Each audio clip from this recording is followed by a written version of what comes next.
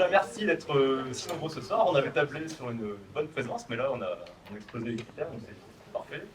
Donc ce soir, quel est le concept? C'est le concept en fait des forums, donc des réunions d'élus, de citoyens et moi, qui vont donc se réunir toute l'année pour rendre une approche du 24 sur des sujets assez précis. Et ce soir, ce sont les mobilités. Donc vous verrez justement avec un panel d'experts comment on définit ces mobilités. Et pour l'instant, moi, je veux juste faire un petit propos introductif. Les forums, en fait, c'est un lieu où vous êtes invités à participer. On va avoir évidemment une brochette de gens très experts en la matière qui vont expliquer un petit peu, délimiter le champ des compétences. Et après, évidemment, vous serez invités à participer en partant peut-être de votre cas particulier. Et après, on essaiera évidemment de ramener tout ça au table général. Les forums, c'est un concept qui a été un petit peu travaillé par notamment un conseil de quartier en particulier, celui de Centre-Ville, qui a profité notamment, on a profité évidemment de leur travail là-dessus pour lancer notamment les colloques du mois de juin, des colloques historiques à Lyon qui ont très bien marché. Et on avait un seul regret, c'est qu'à la fin, en fait, les experts avaient parlé, mais les RIOMOis, en tout cas les spectateurs, n'avaient pas pu parler. Les échanges avaient été très brefs, on était pressés par le temps, et c'était un de nos grands regrets. L'idée aujourd'hui, justement, c'est de renverser la table un petit peu, de faire un pot inversé, et de permettre justement aux RIOMOis et à tous ceux qui sont présents ce soir d'intervenir, de partir de leur cas particulier, et de fournir des échanges qui, j'espère, donnera une matière pour travailler. Alexis, je te donne la parole pour que tu puisses préciser un petit peu tout ça. Bonsoir, je me présente Alexis Beurlacourt, donc je suis réunion depuis 30 ans et je suis président du conseil de quartier Rion Centre-Ville-Gare avec Jean-Paul Lebrec, ici présent. Et dans notre conseil de quartier, on a eu des débats à la JV en disant mais qu'est-ce qu'on pourrait faire, quels sont les objectifs, et on a sorti différents thèmes, différents sujets sur lesquels on voulait échanger avec la mairie, faire des propositions, partager des idées. Et donc, par exemple, c'était discussion sur le devenir des friches carcérales, c'était la sécurité, la propreté. Et puis, on est arrivé au thème offre complémentaire culturelle, offre culturelle au sein de la ville. Et quand on a creusé un petit peu le sujet, on s'est dit, mais dans l'offre culturelle, quels sont les thèmes qu'on pourrait prendre? Quand on a identifié les thèmes, on s'est dit, oui, il y a ces thèmes-là généraux, mais il y a probablement aussi des thèmes de la vie de tous les jours qui intéressent directement le gouvernement. Et donc, c'est comme ça qu'est sortie cette idée de dire il y a probablement des thèmes comme la mobilité, qui posent des questions dans notre vie de tous les jours, que vont devenir les friches carcérales, l'eau, l'utilisation de l'eau dans les villes de Rion, la communication avec la municipalité, le site internet, comment communiquer avec la municipalité. C'est comme ça qu'en discutant avec la municipalité, on s'est dit probablement, on pourrait faire un forum dans lequel dans cet esprit, on essaye de partager, de comprendre la problématique de la mobilité, qu'est-ce qui se passe dans d'autres villes, c'est quoi la problématique générale, avant de se poser la question, mais moi, en sortant de ma rue, j'ai pas de quoi stocker ou garer mon vélo, qu'est-ce qu'il faut que je fasse concrètement? Donc, on n'est pas à ce niveau-là, puisque ce niveau-là sera traité plutôt dans le conseil de quartier. Ici, on est plutôt dans le niveau compréhension de la problématique générale, compréhension de ce à quoi font face des villes de taille identique, pour ensuite discuter dans le conseil de quartier de nos problèmes concrets. Merci beaucoup.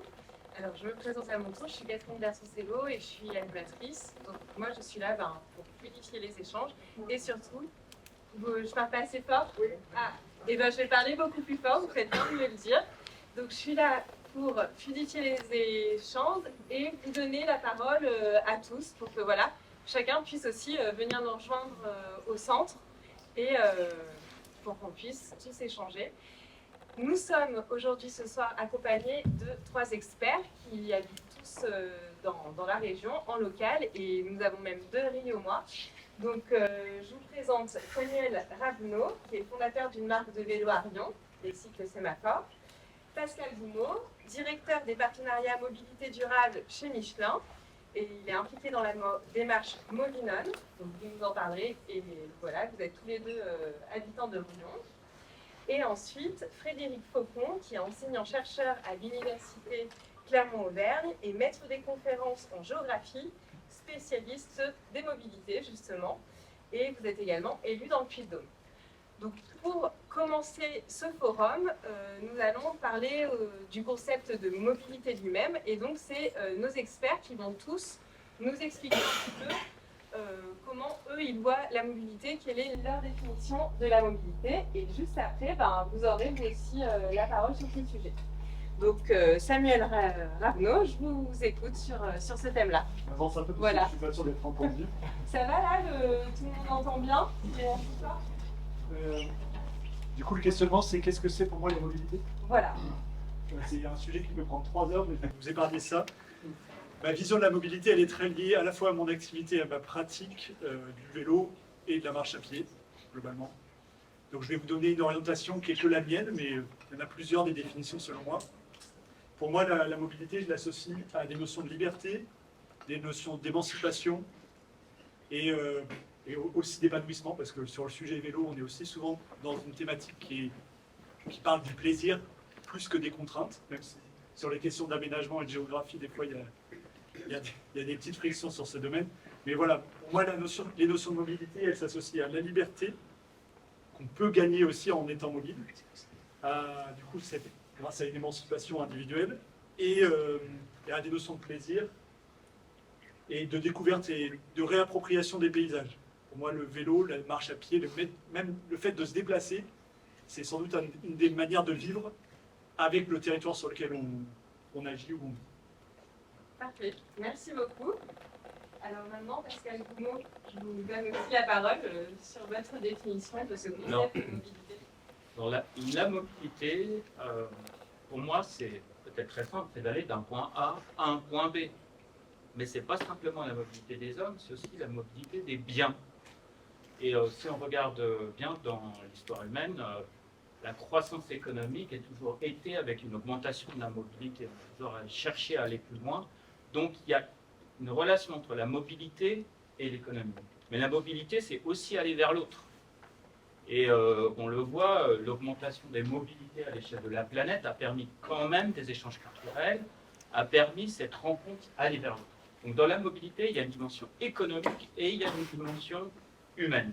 Ceci étant, si on regarde bien, quand vous allez d'un point A à un point B, que vous marchiez, que vous pédaliez, que vous preniez une voiture ou un avion, vous avez besoin d'énergie. Et donc fondamentalement, la mobilité, c'est aussi une question énergétique. Et c'est pour ça que la mobilité, elle est si critique aujourd'hui, parce qu'elle doit s'inscrire dans une démarche de durabilité. Donc la mobilité, ça doit être durable, et comme fondamentalement, derrière une question d'énergie, ça revient tout. Donc on aura sans doute cette question, ou en tout cas ce débat ce soir, c'est quelle énergie pour quelle mobilité, et quelles conséquences pour nous, dans notre capacité à créer de l'activité économique, à échanger entre nous, et à prendre du plaisir aussi. Merci. Et donc, Frédéric Faucon, je crois que vous avez aussi un petit support visuel pour nous expliquer, selon vous, cette mobilité. Alors, on m'a demandé de faire un petit cours très rapide sur la mobilité. Un cours sur la mobilité à l'université, ça prend plusieurs années, donc je ne vais pas vous le faire, évidemment. Je vais essayer de vous donner quelques indicateurs que vous n'avez pas l'habitude de voir et d'entendre en une dizaine de minutes pour que ça donne lieu au débat par la suite, un peu dans la suite de ce que vous avez dit aussi. Donc, on va passer à la première lecture. Alors, en fait, aujourd'hui, je vais être un peu alarmiste. On n'écoute plus beaucoup les scientifiques, mais nous, on essaie de crier un peu au secours partout, et en matière de mobilité, c'est le cas. On est dans une spirale infernale, et c'est ce que vous disiez. En fait, la mobilité est liée à la croissance, c'est-à-dire que plus le PIB d'un pays s'enrichit, plus un pays s'enrichit, plus le PIB croît, plus la mobilité des biens et des personnes croît aussi. Et rien que de dire ça, on se rend compte qu'on ne peut pas être plus mobile, toujours plus, au fur et à mesure qu'on s'enrichit, parce qu'à un moment donné, on va épuiser la ressource, on va épuiser l'énergie, on va épuiser tout. Donc il y a un moment, ça ne peut que s'arrêter, et cette courbe que vous voyez là, qui montre les sous-concentrations dans le monde, on voit tout le monde suit la même courbe de plus de mobilité au fur et à mesure de la croissance, et donc on sait que c'est une situation qui n'est pas durable. Alors, en plus, si on se place à l'échelle de nos villes, on a des zones qui sont, vous connaissez bien, c'est valable pour Lyon, c'est valable pour Clermont, c'est valable pour toutes les villes, des zones d'activité, des zones où on dort, des zones où on travaille, des zones où on a des loisirs, etc. Tout ça, ça génère plein de mobilité à chaque fois qu'on change d'activité dans une journée. Et plus la ville s'étale, plus ça génère de la mobilité. Et donc, quand on a de l'étalement urbain, l'urbanisme en pavillon, notamment tout le pavillonnaire, tous les lotissements, eh ben, on augmente le trafic de véhicules individuels, on crée des bouchons, on crée de la congestion, on crée de la pollution, on crée de nouvelles infrastructures pour résoudre nos problèmes, on dégrade l'environnement, et donc les gens vont encore plus loin, encore plus vite, et on boucle le système. Et d'un autre côté, quand on fait ça, si on raisonne du point de vue des transports collectifs, eh bien, on baisse leur efficacité, parce qu'il faut qu'ils aillent de plus en plus loin en transportant de moins en moins de personnes, donc on fait baisser les recettes, et on n'est pas capable de financer à nouveau les transports. Plus les ménages s'éloignent, qui s'éloignent, ce sont les ménages les plus pauvres, qui vont chercher du foncier pas cher, qui vont s'endetter pour acheter une maison, et en s'endettant, ils ont aussi une facture pétrolière qui augmente au fur et à mesure qu'ils ont des distances domicile-travail de plus en plus importantes. Donc en fait, c'est une vraie épée de Damoclès qu'on a au-dessus de nos têtes avec ce système qui est une spirale. Et ça donne ce qu'on vous connaissez tous, hein, des lotissements, des échangeurs autoroutiers, des zones commerciales et une consommation d'espace formidable. Alors il y a peut-être un indicateur qui est beaucoup plus grave que le CO2 dont vous entendez parler tout le temps, c'est cette consommation d'espace. Parce que la consommation d'espace, elle se fait au détriment de la nature, au détriment de l'agriculture, et à un moment donné, on n'a pas de planète bis. Donc ça veut dire qu'à un moment, il va falloir raisonner autrement. Alors, la mobilité, elle varie aussi énormément selon les rangs des agglomérations. Vous avez ici la part de la voiture en bleu, la part de la marche, la part des transports en commun, la part du vélo. Et vous voyez 2008 et 2019. Vous voyez qu'en fait, plus la ville est grande, plus la mobilité en voiture baisse, et plus la ville est petite, plus elle reste haute. Pourquoi? Parce que dans des villes de la taille d'Orion, d'Issoire, etc., la mobilité est facile. On peut facilement traverser une agglomération, on peut facilement se garer. Donc on a un usage de la voiture qui est un usage réflexe. Dès que les agglomérations sont plus grandes, on change les comportements. Alors, tout ça dans un contexte de carburant qui n'est pas cher, contrairement à ce que vous pouvez imaginer, pas cher du tout. Donc en fait, pourquoi je dis ça? Parce qu'en fait, on a un indicateur simple, c'est l'heure de SMIC, le SMIC horaire. Combien on peut se payer le litre de carburant quand on a travaillé 1 heure au SMIC? Donc c'est un indicateur qui vaut depuis les années 70. Et vous voyez que un ouvrier en 1973 pouvait se payer 3 litres de carburant, ça a monté, et en 2022, il peut s'en payer 5,2. Sachant que les voitures consomment 2 fois moins que dans les années 70, on peut faire 3 fois et demi plus de kilomètres qu'on en faisait dans les années 70. Donc quand c'est pas cher, et on gaspille, on ne fait pas attention, et on roule, et on a un usage réflexe de la voiture lente. Et tout ça, dans un contexte où le pétrole va bientôt se tarir, on a exploité plus de la moitié de notre ressource mondiale, avec des pays émergents qui consomment beaucoup de pétrole, de la motorisation qui augmente en Inde par exemple, donc ça veut dire que le produit va devenir rare, et ce qui est rare va devenir cher, hein, et donc on peut s'attendre à ce qu'on appelle le peak oil, à un prix du pétrole multiplié par 4, 5 d'ici quelques années, peu d'années, hein, et on sait que ça peut déraper en quelques mois. Donc ça veut dire que tous les gens qui sont des périurbains tributaires du pétrole, qui n'ont que la voiture, et qui ont l'usage quotidien de kilomètres et de kilomètres en voiture, ça peut les fragiliser terriblement et conduire à des surendettements de ménages. Tout ça, dans une situation qui est dramatique, c'est le pire cauchemar qu'on peut savoir, c'est celui des SUV. Aujourd'hui, les SUV qui sont très lourds, qui gagnent en poids, qui gagnent en longueur, qui gagnent en largeur, sont des véhicules qui coûtent très cher à construire parce qu'ils épuisent la ressource, hein, les fer, le plastique, etc. Qui consomment beaucoup parce qu'ils sont lourds, tout simplement. Ce sont les lois de la physique qui s'appliquent, que ce soit de l'électricité ou du carburant fossile. Et donc on a cette augmentation du parc de SUV dans le monde. Là, c'est pas qu'en France, ici vous avez les chiffres pour la France, mais c'est un véritable drame. À la fois par rapport à la consommation de matériaux, par rapport à la consommation d'énergie et par rapport à la place qu'ils occupent dans l'espace public. Alors, pour finir, il y a quelque chose qui est très important, c'est la notion d'externalité. Quand vous produisez un déplacement, il y a ce que vous payez, le carburant, l'usure de la voiture, et puis il y a ce que vous causez comme impact à la planète.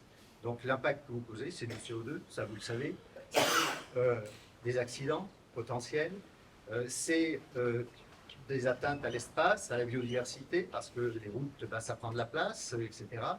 C'est ce qu'on appelle des effets amont, c'est-à-dire toute l'énergie qu'il faut pour fabriquer des véhicules, et des effets aval, toute l'énergie qu'il faut pour les recycler. Et en fait, selon les modes de transport, on a des externalités, on crée un plus ou moins grand impact à la planète. Vous voyez à gauche les voitures particulières qui ont un impact maximum par rapport à tous les paramètres que je vous ai donnés, les cars, le train et l'aérien. Donc vous voyez que le train est de loin le mode de tous les modes motorisés. Donc je vous ai pris un petit exemple pour terminer.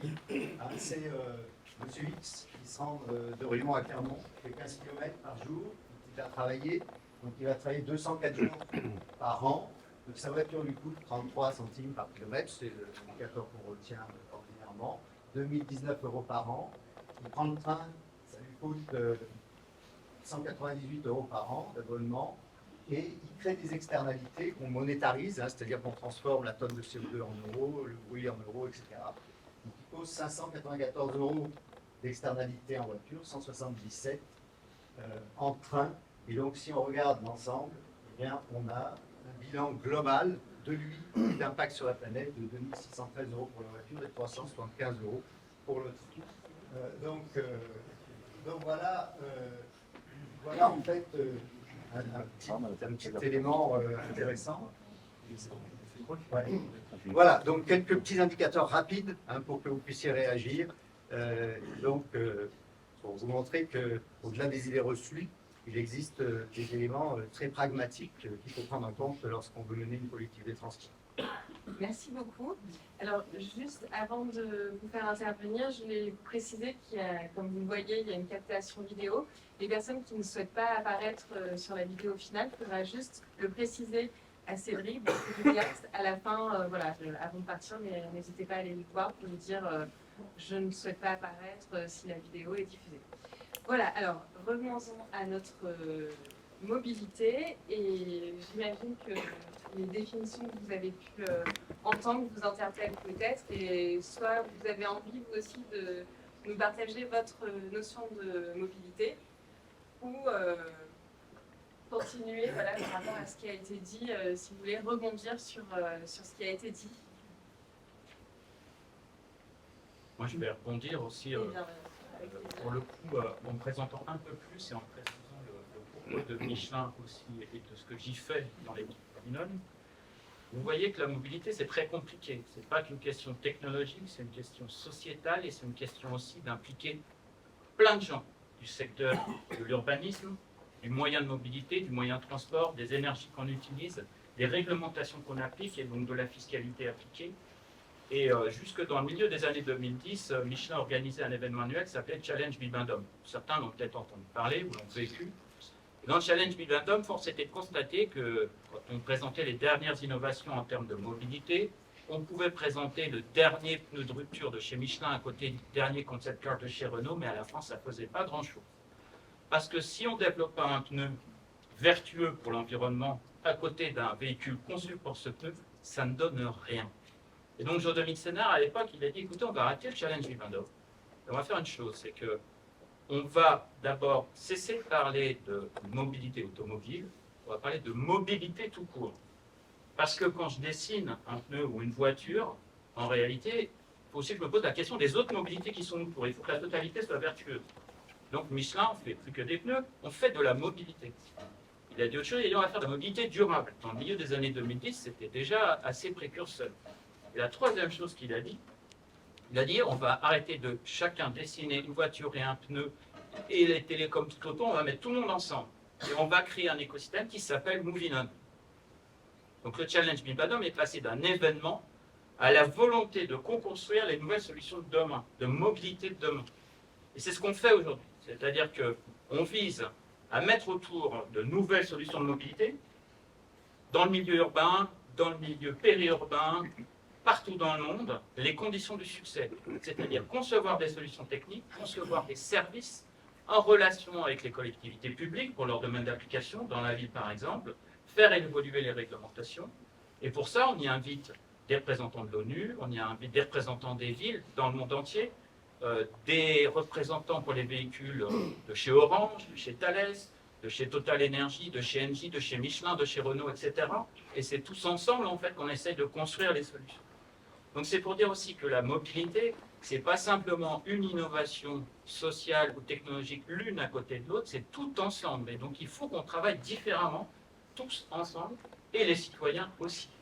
Et c'est ce qu'on essaye de faire dans Moulinon, équipe dans laquelle je travaille. Voilà. Et ce, dans le monde entier, parce que la dispersion urbaine, vous avez montré, elle est terrible en Amérique du Nord, où la voiture est absolument incontournable. Voilà, je voulais juste compter. Parfait, merci. Donc après, c'est vrai que là, nous sommes à Rion aujourd'hui. Donc est-ce que, en tant que citoyen de moi, voilà, ça vous évoque quelque chose, la mobilité? Alors, moi, j'entends beaucoup densifier les villes. Peut-être mettre en place. Oui, j'entends beaucoup, il faut densifier les villes. Le Shift Project dit qu'il faut densifier les villes. Alors, sur votre schéma, effectivement, enfin, quand on est à Paris, on peut prendre le métro, il n'y a pas besoin de voiture, il ne faut surtout pas utiliser la voiture. Mais comment ça s'applique à Rion? Comment dans une ville de 20 000 habitants, qui est relativement étendue, on parle de densification pour arriver vers cette piste effectivement d'une mobilité douce?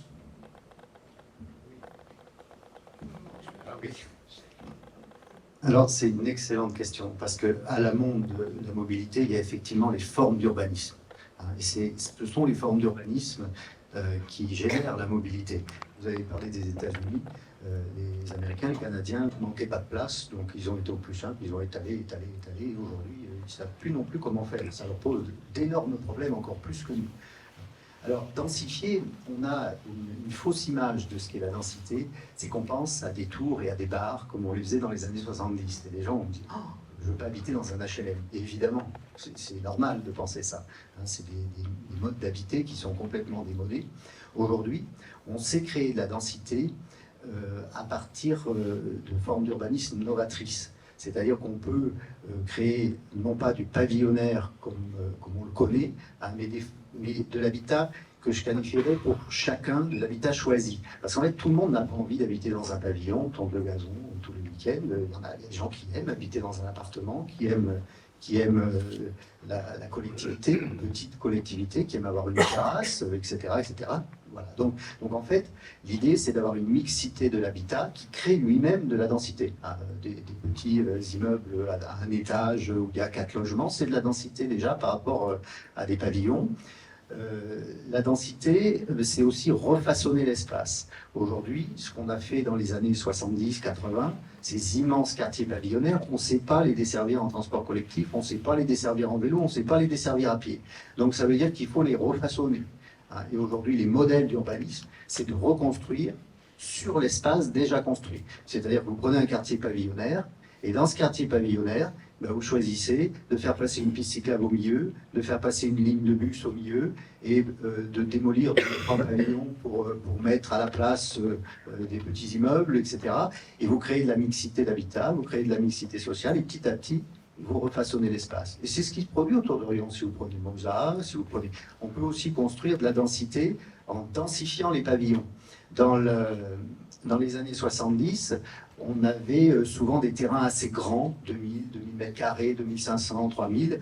Et puis les gens, souvent, ont vieilli, ils se rendent compte qu'ils ont trop d'espace, qu'ils n'en ont plus besoin. Et les plans locaux d'urbanisme permettent de couper et de densifier. En fait, on est passé, c'est ce que les anglo-saxons appelaient dans les années 70, not in my backyard, pas dans mon jardin. Donc je veux de la place autour de moi pour ne pas être dérangé par les voisins. Et aujourd'hui, donc on avait ça NIMBY, not in my backyard.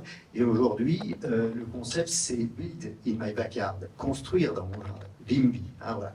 Et donc en fait, c'est pas irrémédiable par rapport à votre question. On peut travailler, c'est difficile parce qu'aujourd'hui la facilité pour des élus c'est de dire, bon, alors, je vais modifier mon PLS, je vais mettre une petite zone constructive supplémentaire, je vais prendre un petit bout de terrain agricole, ça sera ni vu ni connu, et puis je continue indéfiniment, petite touche par petite touche. C'est une facilité intellectuelle, et c'est la mauvaise pente et la mauvaise voie. Aujourd'hui, faire un lotissement supplémentaire, c'est catastrophique.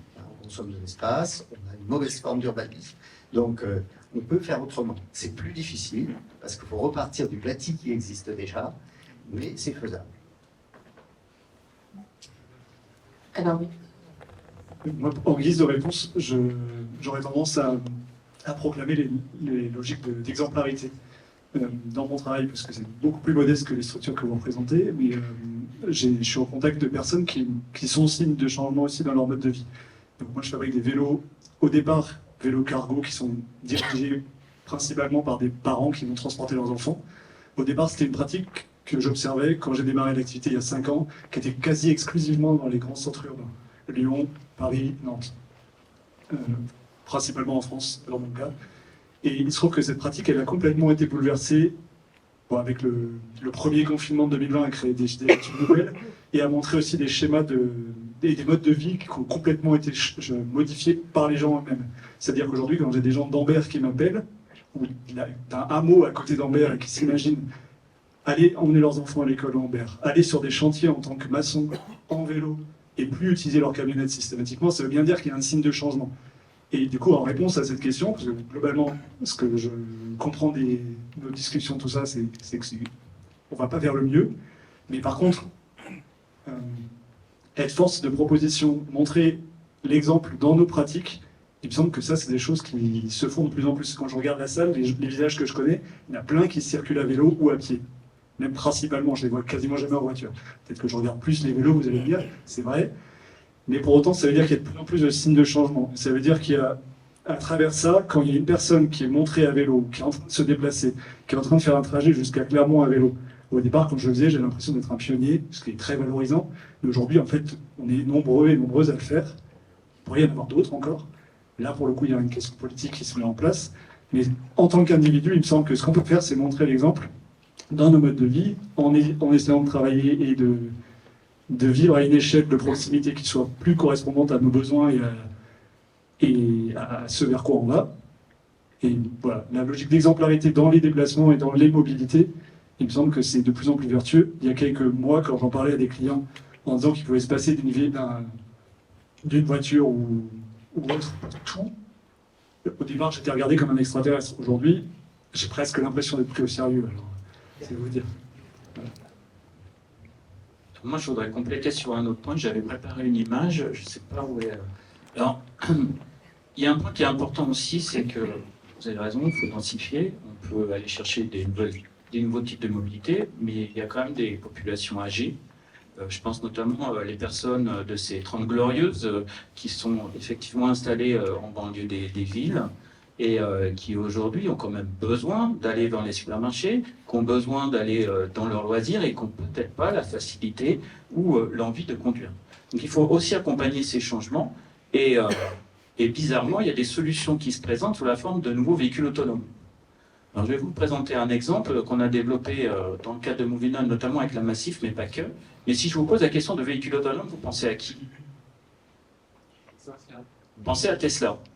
Eh bien, en fait, ce que nous a demandé la Massif il y a quelques temps, donc la Massif, l'assureur, se sont dit, mais si on a des véhicules autonomes qui viennent, en fait, en cas d'accident, qui c'est le responsable d'un véhicule? C'est celui qui n'a pas appuyé sur le bouton d'arrêt d'urgence? Il y a peu de chance.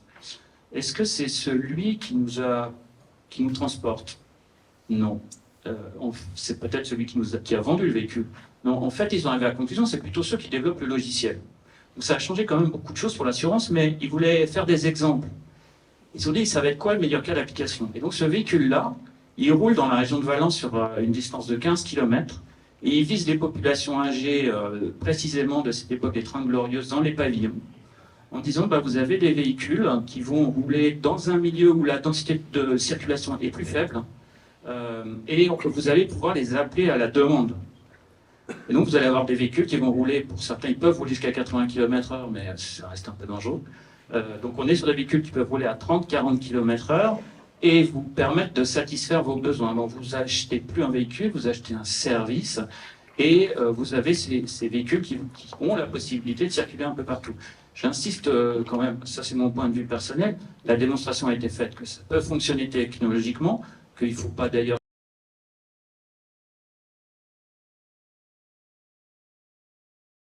mais le commentaire que je voulais apporter, c'est que quand on fait ça, il n'y a pas de contact avec le chauffeur parce qu'il n'y a pas de chauffeur. Et je pense que dans la mobilité, dans ces périodes de transition, parce que c'est une révolution et plus qu'une transition qui s'annonce, il faut penser aussi à la dimension humaine, et le chauffeur, il apporte la dimension humaine. Donc, je voulais juste insister là-dessus, c'est que les évolutions technologiques, tout est possible. Le véhicule autonome, on le voit, nous, plus dans des solutions comme ça, et je pense qu'il ne faut pas oublier la dimension humaine. Merci. Alors voilà, je vais laisser la parole au Bonsoir. public. Bonsoir, Pierre Verdier. Donc, je habite à Rion depuis une petite quinzaine d'années. Je voulais apporter un peu mon témoignage. La mobilité, donc, un sujet éminemment politique et clivant. Pour moi, comme à tout le monde, quand on est né dans les années 80, c'est la voiture, la mobilité. Voilà, quand on est petit, on voit que la voiture est partout, on voit que la voiture nous permet de se déplacer tout le temps et partout, et tout est fait pour la voiture, ça permet d'aller en vacances, alors que d'autres, voilà, en fait, ça permet à beaucoup de gens avec peu de moyens de se déplacer en vacances, loin, voilà, en Espagne, pour la famille, le tonton garagiste, etc., etc. Le permis dès que possible. Et pour autant, quand je vois les dégâts engendrés aujourd'hui, parce que bon, effectivement, j'étais aussi passionné de voitures. J'avais des petites voitures, des maquettes, des posters, etc. Je pense que tout le monde. Et pour autant, aujourd'hui, j'en suis complètement écœuré quand on voit les dégâts que ça a fait. Il n'a échappé à personne que les bouleversements climatiques qu'on est en train de vivre, que nous avons engendrés, sont en train de nous revenir en pleine figure. Et en fait, voilà, aujourd'hui, les transports, c'est 30. Donc c'est un tiers des émissions de gaz à effet de serre en France. L'année dernière, les émissions ont augmenté encore. La feuille de route, elle est simple, en fait, c'est la stratégie nationale bas carbone. Nous, Français, Européens, nous avons signé les accords de Paris, et donc qui nous amènent en tout cas la trajectoire pour éviter le réchauffement à plus de 1%, à plus de 1,5 degré. En 2100, nous impose la neutralité carbone en 2050. Nous sommes tous concernés, qu'on le veuille ou non, qu'on soit d'accord ou pas, et qu'on veuille la voiture ou pas. Voilà. Et je vais vous laisser terminer pour qu'on j'essaie de revienne sur la mobilité. J'essaie Voilà. de résumer, ça m'amène à une question. Parfait. En fait, voilà, tout ça pour dire que la transformation, elle en est au tout début. On est en train de vivre quelque chose d'énorme qui nous dépasse, comme ça a été évoqué très bien, en résumé. Et cette transformation, en fait, j'attends, moi, en tant que citoyen, simple citoyen, j'attends de mes élus une vision, une politique active. Non pas passive, mais une politique ambitieuse, Et votre question? Qui va vers justement dans le bon sens de cette transformation. Et ça rejoint aussi Si vous l'intervention voulez de monsieur, poser c'est que... votre question pour qu'on puisse avancer. Ça rejoint l'intervention de monsieur, c'est que pour transformer la mobilité, on a besoin d'infrastructures, tout simplement. Et notamment les infrastructures cyclables.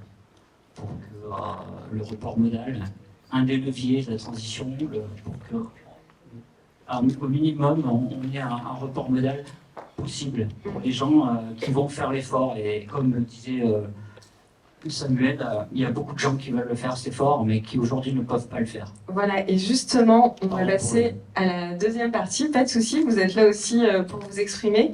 Mais on voulait justement parler des enjeux de la mobilité en termes d'aménagement urbain. Donc ça va répondre à votre question, je pense. Alors, est-ce que, Monsieur Faucon, vous avez commencé un petit peu à en parler par rapport à la densité. Est-ce que vous voulez compléter ce que vous disiez tout à l'heure? Oui. Alors, on a une sorte de phrase clé quand on étudie les mobilités. On dit toujours que l'offre doit précéder la demande. C'est-à-dire qu'en fait, il faut qu'on ait effectivement des infrastructures adaptées. Et par rapport à tout ce que je vous ai expliqué tout à l'heure, aujourd'hui, essayez de faire du vélo dans une zone d'activité ou dans une zone commerciale, et puis vous allez prendre peur. Essayez de traverser des axes, des grands carrefours giratoires, vous allez prendre peur. Donc effectivement, il y a un travail préalable à faire sur les axes de transport et sur l'intermodalité. Je crois que, en fait, il faudrait énoncer un trio aujourd'hui pour aller dans une direction donnée. C'est le train comme colonne vertébrale, les voitures autonomes, le vélo comme intermédiaire et la marche comme troisième niveau. Et je pense qu'il faudrait façonner notre réseau à partir de ça, à partir de ces trois dimensions qui sont les axes vers lesquels il faut aller. Alors après, on a la chance en France d'avoir encore un bon tissu d'infrastructures qui permettent de faire ça. On peut aménager les routes, il y a des moyens d'aménager les routes à faible coût. Hein, on peut donner la priorité au vélo à la place des voitures, par exemple en faisant ce qu'on appelle des chaussées doux, hein, donc pas loin d'ici. Et puis on peut multiplier les voitures autonomes, les véhicules autonomes sur des parcours terminaux, et puis on peut diminuer le parc automobile, parce qu'on y est venu un peu tout à l'heure, mais par exemple, je ne sais pas combien d'entre vous savent ce que c'est que l'autopartage. Vous connaissez tous le covoiturage, mais l'autopartage, je pense que peu savent ce que c'est, et en fait, c'est l'idée d'acheter une voiture à plusieurs familles, parce que si vous regardez vos voitures, 95% du temps, elles vous attendent, et elles font rien. Et donc, ça veut dire qu'il y a un besoin de mobilité en voiture, ça il ne faut pas le nier, mais il y a moins besoin de voiture. Je prends un exemple concret. Prenons un couple qui travaille, les deux personnes travaillent, il y a des enfants, etc. Donc il faut deux voitures. Puis prenons les voisins qui sont un couple de retraités, par exemple, ils ont besoin d'aller faire leurs courses, de remplir leur code, de se déplacer de temps en temps. Mais on peut très bien imaginer qu'on supprime une des trois voitures, et puis qu'il y a une voiture qui est mise en commun entre les deux foyers. Donc quand on a fait ça, on a diminué le parc, on a diminué les coûts, parce qu'on va payer moins d'achat, moins d'assurance, moins de tout ça. On va avoir diminué le parc et on va satisfaire les besoins quand même, parce qu'en s'organisant bien, on peut satisfaire les besoins. Donc voilà, donc des méthodes, il y en a plein. Aujourd'hui, il ne faut pas être fataliste, hein. J'ai été un peu pessimiste dans mon propos introductif, mais des solutions, on en a, et on en a de bonnes solutions, qui ne sont pas forcément très coûteuses, qui sont adaptées à des territoires ruraux, périurbains, urbains, denses, etc. Mais on sait faire les choses. Il faut juste, et vous avez raison monsieur, il faut juste que les bonnes décisions politiques soient prises. Aujourd'hui, on continue à prendre des mauvaises décisions politiques, pas partout. Il y a des territoires exemplaires en France, hein, mais je vais vous donner des exemples. Quand on finance des contournements qui coûtent des dizaines, des centaines de millions d'euros, hein, j'ai en tête le contournement d'Argan, là au sud du département, au nord de la Haute-Loire, 60 millions d'euros. 60 millions d'euros, c'est quelque chose d'énorme. C'est des dizaines et des dizaines de kilomètres de pistes cyclables. Bon, voilà. Et donc, on peut faire des choix politiques, hein, on peut faire des choix qui sont financiers, qui peuvent être faits aujourd'hui. Hein, on a la possibilité de le faire. Et alors, je vais compléter, je vais peut-être un peu choquer, mais dans ce que vous dites dans l'autopartage, moi je vais jusqu'au bout. C'est-à-dire qu'à un moment donné, on peut aussi assister à la disparition de la propriété de son moyen de transport. Parce qu'en fait, votre voiture, elle coûte très cher, et dès que vous l'avez achetée, déjà, vous avez perdu de l'argent. Et une voiture, grosso modo, ça roule 1500 heures. C'est très faible. Le taux d'utilisation d'un véhicule, il est très faible, et son taux d'occupation d'espace urbain, il est très élevé. Et donc, si vous n'êtes plus propriétaire et que vous louez votre moyen de transport, en fait, que vous payez un service qui vous permettra en semaine d'avoir un petit véhicule électrique, le week-end d'avoir un véhicule un peu plus gros, peut-être de type berline, pour aller faire du tourisme à propulsion électrique ou hydrogène, et encore plus loin un autre moyen de transport, et en fait vous déléguez à une société le meilleur moyen de transport en fonction de votre usage, qu'il aura l'obligation de vous rendre disponible au moment où vous en aurez besoin. Et donc ça permet quand même d'optimiser les moyens et de vous permettre d'avoir toujours une mobilité garantie. Mais il faut renoncer à la propriété, et ça je ne sais pas si tout le monde est prêt à le faire, en tout cas c'est quand même un point sociétal assez important. La deuxième chose sur laquelle je voulais réagir, c'est que là on parle de transport de personnes, et n'oublions pas qu'on a comme une bonne partie de l'espace urbain qui est pris pour le transport de biens. Et ce qu'on appelle la livraison du dernier kilomètre, qui nous oblige à saturer un certain nombre de centres-villes, c'est peut-être moins visible à Lyon, mais quand même pour les livraisons Amazon et tous les autres, ça a un coût important. A-t-on vraiment besoin d'être livré en 24 heures ou en 48 heures? Ça veut dire qu'on a des camions qui circulent avec un taux de remplissage très faible. Ça veut dire que ces camions qui ont un taux de remplissage très faible, ils ont un moteur, et si c'est pas un moteur thermique, c'est un moteur électrique avec des batteries, et que ces batteries, il faut les recharger, et qu'il faut avoir la puissance électrique pour les recharger, etc., etc. Donc le centre-ville, c'est pas que la mobilité des biens, c'est aussi la mobilité des personnes, c'est aussi la mobilité des biens, et qu'il faut regarder ça tout ensemble. Et du coup, en fait, la capacité à transporter dans les centres-villes avec ces moyens triporteurs, voilà, ça peut apparaître comme une solution aussi.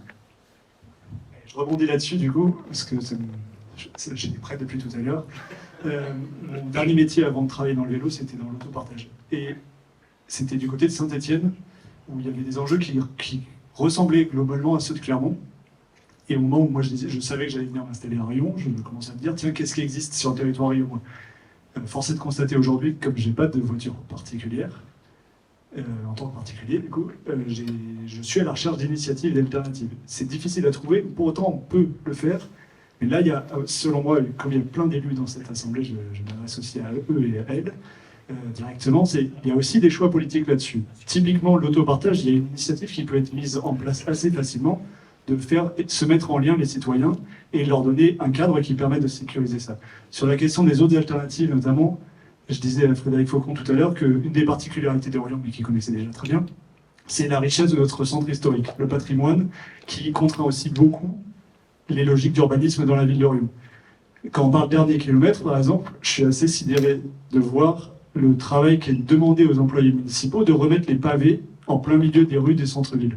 En fait, si on imagine ces pavés et ce qu'ils supportent au quotidien en termes de poids, forcément, c'est un travail qui va être à répéter systématiquement.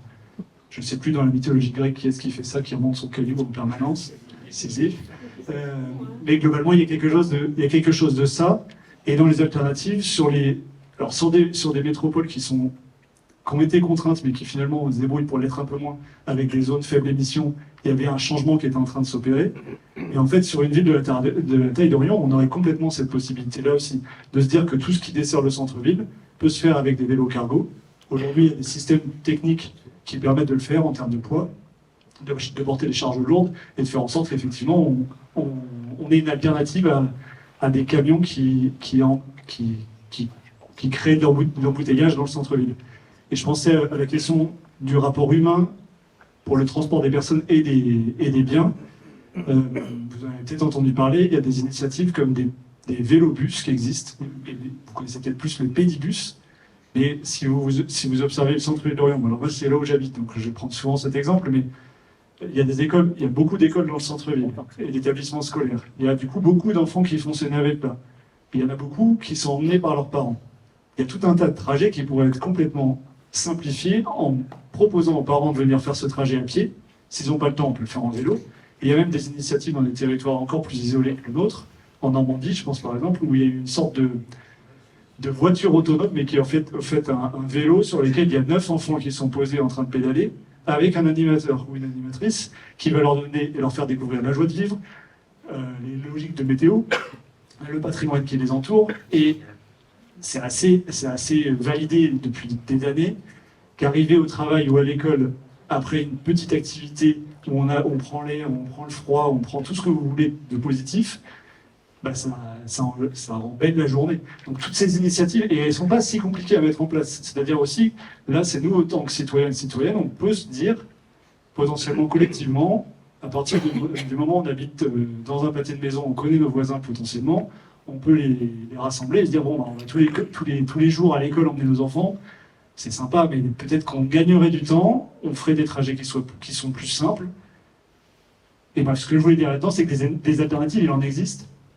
Après, comment est-ce que se déclenche? Je pense que c'est nous, en tant que citoyens, de les prendre. Et preuve du dynamisme de ce que tu dis, c'est toute la richesse de ce qui est aujourd'hui en cours de développement. Tout ne trouvera pas sa solution, mais vous voyez qu'il y a des gens qui réfléchissent, qui produisent et qu'il y a une incroyable diversité. Je vais vous dire, vous voyez la fameuse Citroën Ami, là, on en a quelques-unes dans Lyon. On travaille aujourd'hui sur des véhicules de fonction de type Citroën Ami. Ça va aussi loin que ça, c'est-à-dire a-t-on besoin d'une grosse berline qui fait 2,5 tonnes comme véhicule de fonction quand on doit se déplacer dans un rayon de 15 km? Non. Et l'Ami, elle a changé les états d'esprit. Esthétiquement, on en pense qu'on veut en penser, mais toujours est-il que derrière, il y a aussi ce changement. Il ne concerne pas simplement les parents, c'est le modèle de la voiture. Et dans quelques années, on aura peut-être des véhicules de fonction de type Ami dans les rues. Donc il y a aussi ce changement-là. Et vous voyez que c'est extrêmement dynamique. Il y a plein de choses. Alors, je vous propose, là, on a dit beaucoup de choses. J'aimerais bien vous donner un petit peu la parole aussi. Voilà. J'ai une question à vous poser. Quelle est la trajectoire d'utilisation de la voiture particulière dans les villes moyennes? C'est-à-dire, va-t-on vers 0 km de voiture particulière dans les villes moyennes? Ou à quelle échéance on imagine cela? Il n'y a pas de jugement de valeur ou de désirabilité là-dedans, hein. C'est juste, voilà. Et puis, quelles sont les villes moyennes qui ont réussi une diminution drastique du kilométrage de voitures particulières en ville, sans dégrader le commerce, par exemple, ou la vie sociale en ville? C'est une très vaste question que vous vous posez là. Sur la trajectoire zéro voiture, je vous réponds tout de suite, à l'échéance de quelques dizaines d'années, c'est pas possible. C'est pas possible. On ne sait pas le faire. On ne sait pas le faire parce que ça voudrait dire qu'on refaçonne toutes les villes et on a mis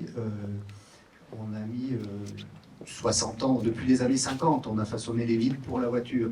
Et par rapport à ce que vous disiez sur les centres-villes, on a pris tout l'espace public. Il suffit de regarder des vieilles cartes postales du début du XXe siècle pour voir qu'il y avait des jardins, des squares urbains, des espaces verts, et que tout ça, on l'a transformé en parking, en parking, en parking. Faire l'inverse, c'est très difficile. Et donc on a une trajectoire possible, mais elle va être très longue pour inverser le processus. Aujourd'hui, je vous l'ai dit, les voitures qui se vendent le plus sont des grosses voitures, des très grosses voitures.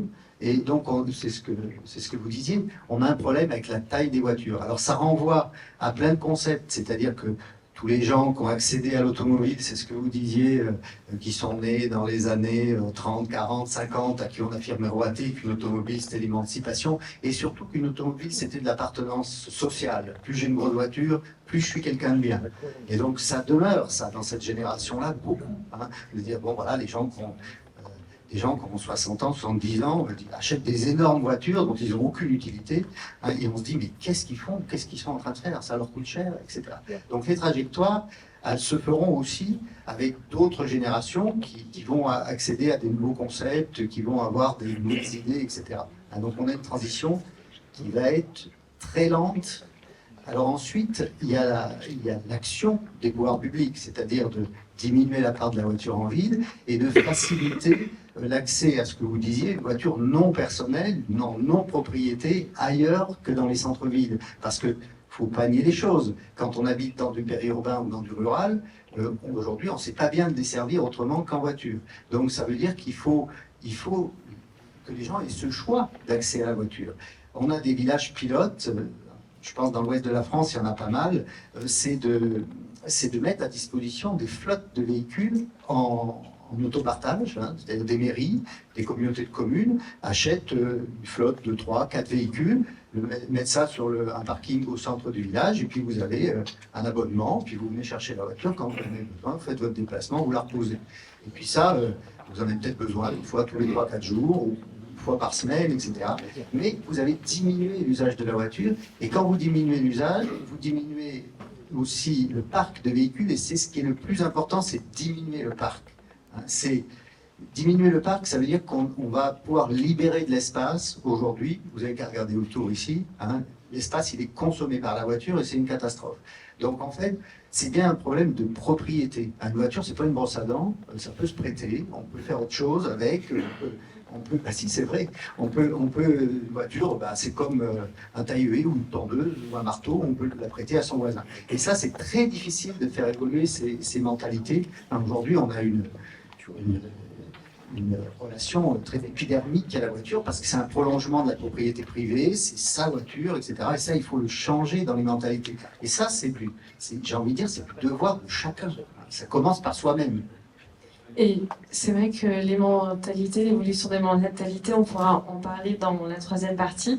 J'aurais bien aimé aussi qu'on revienne, je vais vous laisser intervenir, sur l'aménagement urbain, et notamment on a des élus des territoires qui sont présents et qui ont peut-être pas mal de choses aussi à nous dire. Est-ce que... Je voulais juste finir pour donner un exemple, retour d'expérience sur la Norvège, parce que maintenant je me fais l'avocat du diable, en disant, bah oui, mais puisqu'on veut décarboner, autant... faire des avantages aux voitures électriques. En fait, il y a un papier qui est sorti il y a 15 jours sur l'unité universitaire sur la Norvège. Qu'est-ce qui s'est passé? La Norvège est très en avance. Bon, ils financent leur décarbonation par le pétrole, c'est assez facile au passage.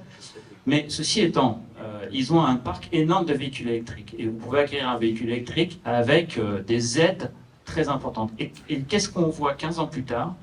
Eh bien, qu'on a encouragé de continuer cette politique du véhicule individuel, des véhicules pour une personne et pas pour plusieurs, et qu'en plus, les aides sont allées majoritairement vers les plus gros véhicules au détriment des classes défavorisées. Donc on a créé un schisme social, c'est la première conséquence. La deuxième conséquence, c'est qu'en mettant tout l'argent public dans les incitations aux véhicules individuels électriques, on a sous-investi dans les infrastructures publiques et on a sous-investi dans les transports publics. Et donc on arrive dans un schéma où on veut décarboner, mais en fait, on atteint l'objectif opposé en termes de, je veux dire, de ressources, et en plus on crée un schisme social, et donc c'est totalement contre-productif. C'était la conclusion de cette étude, avant que peut-être... Bon. Oui, je la connais cette étude, elle est passionnante. Il y a des effets rebonds. C'est-à-dire que dès que les gens ont des voitures électriques, et c'est valable en France aussi, comme ça coûte moins cher en coût d'énergie, ils se déplacent encore plus. Et donc c'est catastrophique. Et le second effet rebond, c'est que croyez-vous que deviennent toutes vos voitures d'occasion? Elles partent en Afrique subsaharienne, en Afrique noire, et donc ça veut dire qu'on contribue avec des vieilles voitures à augmenter le carbone dans ces pays-là. Donc c'est une catastrophe. Voilà. Voilà, et alors juste avant de laisser la parole aux élus, je suis désolée, il y avait une question. Non, après, je peux le faire après. D'accord, parce que peut-être que vous aurez pu répondre aussi. Non, oui, non, mais ça... Par contre, vous avez une question de transition. Je peux peut-être répondre en partie à la question de quelles villes peuvent être des exemples de réussite, de diminution de la part automobile. Alors, c'est qu'un critère et qu'une observation, c'est... Enfin, je n'ai pas la question de la diminution de la part automobile, mais j'ai quelles sont les villes vertueuses en termes de pratiques cyclables et d'aménagement, et bon, globalement centré sur le vélo. Il y a, vous le savez sans doute, il y a la FUB, la Fédération des usagers de la bicyclette, qui propose régulièrement un baromètre pour noter, en tant que citoyen et citoyenne, on peut noter quel genre d'aménagement on trouve dans le territoire dans lequel on vit. Il se trouve qu'ils ont fait un classement de 2021, les petites villes. Les trois premières, c'était Saint-Jean-de-Mont, Val-de-Reuil et Marseillan. Et dans les villes moyennes, Bourg-en-Bresse, La Rochelle et Chambéry. Alors, juste pour commenter ça, c'est des villes qui culturellement ont un impact, en tout cas pour Chambéry et La Rochelle, Bourg-en-Bresse, peut-être pas autant. Mais ce qui est sûr, c'est que systématiquement, pour la place du vélo, pour augmenter la place du vélo, il faut un écosystème vélo. Et c'était peut-être aussi en ça qu'il y a une transition à faire. Moi, je suis seulement artisan dans le vélo. Je peux proposer et correspondre et faire proposer des offres de véhicules. Ça ne répondra pas à tous les besoins, mais je ne peux pas fonctionner tout seul. Ça va être nécessaire d'avoir un maillage et un écosystème qui soit vertueux, avec des collectivités qui s'engagent, avec des citoyens qui militent, avec des ateliers d'autoréparation, avec des vélos en libre service. C'est tout un maillage qui est nécessaire. En tout cas, systématiquement, ces villes, les petites villes, parce que là, celle dont on parle, Saint-Jean-de-Mont, c'est sur la côte, c'est quand même pas très grand comme ville, en tout cas en période, en dehors de l'hiver. En hiver, il n'y a plus personne, ouais. Encore que, c'est vrai. Pour autant, c'est des villes qui se sont dit, c'est pas parce qu'on est des petites structures qu'on peut pas tester des choses. C'est à une autre échelle, mais par exemple, le vélo en libre-service, bon, historiquement, il a démarré du côté de La Rochelle, mais il y a eu plein d'expérimentations de différentes formes. Si on prend tout près de chez nous, il y avait même eu une expérimentation à Châtel à un moment avec une entreprise locale qui mettait à disposition des vélos en libre-service, pas forcément très adaptés à la typologie du terrain. Pour ceux qui les ont essayés, avec 3 vitesses, on va pas tout en haut à Châtel. Mais du coup, ça veut dire qu'il y a des initiatives qui peuvent se faire même à petite échelle, avec un écosystème qui doit être complet. C'est-à-dire que si je suis tout seul en tant qu'artisan d'Orion, c'est pas le cas, mais si j'étais tout seul, je n'avancerais pas sur la thématique. Merci. Donc, je vais vous donner la parole, Madame Vélan, adjointe à l'environnement. Oui, alors je vais me présenter. Moi, je suis Anne Vélan, je suis adjointe à l'environnement et à l'aménagement urbain prospectif à la ville de Riom. Tout d'abord, je vais me permettre de réagir à ce que vous avez dit. Je tiens à saluer la qualité des intervenants et je vous trouve tous trois très complémentaires, très différents dans votre approche, mais finalement, on se retrouve et puis il y a des avis qui nous font réfléchir, qui nous font rebondir. Alors moi je voudrais un petit peu promouvoir notre ville, hein, Riom. Monsieur Faucon, je vous ai trouvé un petit peu pessimiste, hein, je trouve. Alors sur Riom, on a une politique qui se veut, je dirais, alors je ne vais pas dire avant-gardiste, hein, mais on s'inscrit dans tout ce qui est transition, et notamment transition écologique, transition sociétale. Hein, vous avez été plusieurs à le dire, oui. On est en complète transition. On a fait des choses et on va continuer, à savoir un maillage cyclable qui est en cours à la fois de développement. On a fait des choses, on a fait l'entrée sud, ce que vous avez en face du carrefour. Dans la transition écologique, il n'y a pas que le vélo, il n'y a pas que le cyclable. Donc il y a la part également pour le piéton. Donc on a souhaité à l'entrée sud de la ville laisser à la fois une coexistence à tous les modes de circulation. Le piéton y a sa place en toute sécurité. Le cycle, les vélos également. Et puis bien sûr la voiture. À l'échelle de RLV, et je me tourne vers mon collègue Christian Mélis, vice-président aux mobilités à Riom, Liméane et Volcan. RLV nous a fourni un schéma cyclable à l'échelle de l'agglomération et nous sommes en train de décliner à l'échelle de Riom. Par exemple, on a diverses installations qui sont en cours, notamment l'une à l'avenue du Stade. Et je voudrais aussi insister, parce que ça a l'air simple quand on fait une présentation, mais l'acceptation sociale n'est pas aussi simple que ce que vous pouvez dire. Et on l'a vu récemment, c'est difficile aussi pour les personnes de faire renoncer à la voiture ou 2 voitures par foyer. Parce que qui dit voiture dit garage, dit place de stationnement, dit parking, dit une fluidité dans la circulation. Donc tout ça, l'élu doit le prendre en compte. Et je dirais, je vous ai entendu, parfois il y a des mauvaises décisions, on ne va pas assez vite. On a cette volonté d'aller bien sûr vers toute cette transition, de faciliter les modes doux, d'aller vers notre décarbonation avec le net zéro en 2050, mais c'est pas aussi facile que ça sur le terrain. Alors on fait des choses, on fait de l'aménagement cyclable, de l'aménagement piéton, et puis aussi on sensibilise. Par exemple, depuis 18 mois, on a mis en place les mercredis du vélo. Donc, et monsieur, vous y venez régulièrement, qui est plutôt une forme de sensibilisation aux Riomois à ce mode de transport doux, puisqu'on fait divers circuits au sein de Riom, toujours dans un cadre convivial, et puis ça a une fréquentielle mensuelle. Tout ça, c'est pour donner un petit peu des rendez-vous passionnés, et puis faire changer un petit peu les mentalités. Vous avez dit aussi l'aménagement urbain, la densification. Oui, c'est vrai, on a des contraintes en termes de densification. Et puis, vous avez parlé d'étalement urbain, le plan local d'urbanisme, où on mange de la terre agricole. Alors, je me retourne aussi vers Christian Mélis Et on a participé à l'élaboration du plan local d'urbanisme intercommunal, également avec M. Ressouche. On a eu à cœur de justement pas s'étendre, et il y a des directives gouvernementales de ne plus s'étendre et de ne pas prendre la zone agricole. Pour preuve, aujourd'hui, on avait rendez-vous avec les services techniques, avec le promoteur qui va nous faire un écoquartier sur l'ancienne friche industrielle. Donc là, c'est typiquement lié dans la transition. Donc un nouveau quartier qui va poindre et qui fait partie de l'exemplarité du comportement de la ville de Riom en matière de transition. Et puis, on n'a pas tout bétonné pour faire du parking. Vous trouverez à Riom de nombreux arbres, de nombreux jardins communaux qui participent également, je dirais, au bien-être de chacun. Il y a pas mal de jardiniers. On a une ceinture verte. Donc, on respire à Riom. Et puis, je terminerai en disant, il y a le train. Vous l'avez évoqué. C'est ce qui est moins consommateur en termes d'énergie ramenée à l'usager.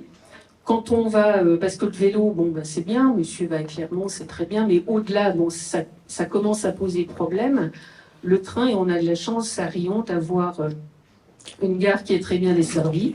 Vous pouvez prendre le train, vous pouvez aller à Paris, vous pouvez aller à Clermont. Non, mais bon. Non, mais peu importe. Personnellement, moi, quand je vais à Paris, je prends le risque, mais je prends le train, je ne prends pas ma voiture. Mais je pense que ce n'est pas le débat aujourd'hui. Moi, ce que je voulais dire, c'est qu'on a la chance d'être dans une ville moyenne où il y a une gare. Personnellement, j'ai travaillé pendant 6 ans au Carme à Clermont. J'étais contente d'aller à pied à la gare, de prendre le train, 10 minutes, vous êtes au centre-ville, et ensuite 10 minutes à pied. Et comme disait monsieur, pour les enfants, c'est aussi vrai pour les adultes. Quand vous arrivez et que vous avez déjà marché, vous êtes l'esprit beaucoup plus disponible pour vous concentrer. Donc ça vaut aussi pour les grands comme pour les petits. Donc nous, on a essayé, bien sûr, on s'inscrit dans la transition écologique. On essaye d'appliquer du bon sens. On a chaque année un budget qui est dédié. Et puis on essaye de faire des choses au service de la population et au service de tous. Et voilà, monsieur Mélis aussi, je vais vous donner la parole. Christian Mélis, donc VP Mobilité et Transport à RLV et maire d'Arval. Donc j'ai entendu beaucoup de choses, donc je voudrais revenir sur pas mal de sujets. Déjà le train. Le train, effectivement, c'est bien, c'est ce qui génère moins de pollution. La France, dans les années 60, 50, c'était une toile d'araignée. Il y avait des trains partout. Maintenant, les trains, il reste les rails, il y a plus de circulation dessus. On vous dit, c'est pas rentable. Donc, quelque part, c'est une question d'économie. Il n'y a pas, la rentabilité n'est pas là, donc on ne fait pas les travaux. On n'a pas entretenu. On a un réseau ferré, la SNCF, qui s'était tourné plutôt sur TGV pour faire des grandes lignes TGV. Ils ont laissé tomber le reste. On a parlé d'économie. Vous avez parlé d'économie tout à l'heure. Vous avez les véhicules de transport, les transports routiers, qui génèrent énormément de gêne sur les routes, qui polluent énormément. Et ça, on a parlé à un moment du train pour transporter les camions. Tous ces camions qui traversent la France, qui viennent de partout. Qu'est-ce qui s'est passé? Pour l'instant, c'est toujours pas fait. Et quelque part, c'était déjà un gros point. Bon, il y avait la taxe carbone qui a été mise en place. On a encore les portiques qui sont là au-dessus des routes. Il n'y a pas eu de courage politique pour les mettre en place. Au lieu d'essayer de faire des négociations avec les routiers qui faisaient du transport local en Bretagne, parce qu'en fait, quand c'était parti là, donc ils ont été beaucoup plus simples. Maintenant, on a quand même tous les routiers qui viennent d'Allemagne, qui viennent de Lituanie, moi, je peux vous en dire, parce qu'ils traversent mon village en Val, en plus de ça, pour finir d'éranger. Donc, après, je vous parlais de la voiture. Et je vous parlais des années 60, puisque moi, j'ai eu la chance, j'ai eu la chance parce que tout le monde n'a pas fait. Je suis descendu avec mon grand-père, qui était, on va dire, viticulteur et puis paysan. Les villages extérieurs, comme ça, ils vivaient en autarcie, donc ils ne se déplaçaient pas beaucoup. Le déplacement, c'était le samedi pour aller au marché. Donc, je suis descendu avec mon grand-père. Donc, c'était en 64 à peu près, avec le cheval, jusqu'au marché d'Orient. Et après, les déplacements se faisaient en vélo. Donc autour du marché d'Orient, il y avait encore des calèches, des voitures, les gens qui venaient avec leur lapin enfin, pour vendre leur production. Et après, donc, il y avait le vélo en complément. Donc le vélo avec la remorque Michelin, parce que Michelin donc, a participé. Donc c'était, mais quelque part, c'était, si, la remorque Michelin avec les vélos, on n'a rien inventé. Donc les gens s'est passé comme ça. Après est venue la voiture. Et la voiture, moi je me rappelle, il y a très peu de voitures, mais les voitures, elles ont évolué. Elles ont commencé à évoluer dans les années 70. Donc ça a commencé sur Orval, on va dire que quand j'étais petit, là, dans les années 60, il y avait 3 voitures. Après, dans les années 70, ça a commencé à se démocratiser. Et puis après, la voiture, il faut quand même se dire une chose, c'est un espace de liberté, c'est confortable, il y a du chauffage. Maintenant, il y a Internet dedans. Elles sont très très confortables, elles sont silencieuses, on est très bien dedans. C'est la direction assistée, après tout va bien. Les boîtes automatiques, maintenant, on passe même plus de vitesse. Donc, effectivement, c'est un confort. Donc, automatiquement, maintenant, il faut savoir si on veut lâcher le confort pour revenir à des trucs plus ordinaires, quoi. Hein. S'il faut pédaler, c'est différent. On peut se mouiller, enfin, on peut faire plein de choses. Donc, moi, la mobilité, je la vois, puisque donc c'est quand même compliqué aussi sur nos territoires. Avant, on avait les départementaux. Les départementaux, il y avait un bus qui partait de Raval, qui allait à la gare routière Clermont, qui dispatchait partout. Tout de suite, maintenant, on a divisé. Quelque part, au lieu d'avoir un département comme autorité organisatrice de la mobilité, moi, ce qui me paraissait très bien, on l'a mis à l'échelle de la région. Et puis après, donc, on a des AOT, des AOM, qui font sur un petit territoire. Donc nous, on est à AOT, notre territoire, il se limite à la communauté de communes, communauté d'agglomération. Et donc c'est très compliqué en plus, parce qu'on n'est pas à Cahors, ici on est à Rion. À Rion, on touche clairement. Donc on a des communes que j'appelle sur la ligne de front. La ligne de front, elle touche la métropole. On a des villes comme Périgny-les-Sarrièves, Lussard, Saint-Nauzire, Malintra, ainsi de suite. Ça y est. Donc, qui, au lieu de se tourner, quand c'était la création des communautés de communes, au lieu de se tourner vers leur bassin versant, se sont tournés de l'autre côté. Pourquoi pas? Donc maintenant, nous, il faut qu'on essaye de travailler avec, donc c'est le SNTC qui est l'autorité organisatrice de l'autre côté. Donc le SNTC nous dit, adhérer au SNTC, on s'occupe de tout. Donc il y a des côtés économiques aussi qui font que c'est compliqué. Alors que si vous prenez une ville comme Cahors, ils sont 60 km, il n'y a rien autour, donc ils ramènent tout le monde à la gare de Cahors, et puis les gens peuvent se déplacer. Vous voyez, c'est différent. Donc c'est devenu très compliqué. Quelqu'un a parlé de pédibus tout à l'heure. Le pédibus, oui, c'est bien. Moi j'ai vu ça, c'est normal, donc création de pédibus. Je n'ai jamais proposé, moi, parce que je sais ce qui se passe. Le pédibus, il doit être fait par les employés municipaux, pas par les parents. Les parents, vous savez ce qu'ils veulent? Les parents, en voiture, ils veulent un drive dans les écoles. C'est-à-dire qu'ils vont arriver dans l'école, paf, on jette le gamin par la fenêtre, et sort avec des flaques à toboggan dans le sens. Voilà, donc tout de suite, c'est la mentalité qui fait que l'évolution, elle va se faire très très lentement. Et pour passer d'un grand confort à quelque chose où il faut faire des efforts, il faut on a, j'ai quelqu'un, un exemple ici qui est en vélo toute l'année et qui n'hésite pas, puisque c'est Sylvain qui s'occupe justement du schéma directeur des pistes cyclables, et puis qui est un fervent du vélo, donc par n'importe quel temps il est devant, il est dehors. Donc c'est lui d'ailleurs que je crois qui vous a commandé le vélo cargo qu'on a mis à disposition justement des... Hein, c'est ça. Voilà. On a un vélo à rallonge aussi, avec 2 places. Donc voilà, quelque part, c'est une transition quand même. C'est une vraie transition que d'aller faire de passer d'un élément de confort à un élément lié à du rustique, quoi. Donc en plus de ça, donc, on a maintenant aussi développé le transport urbain.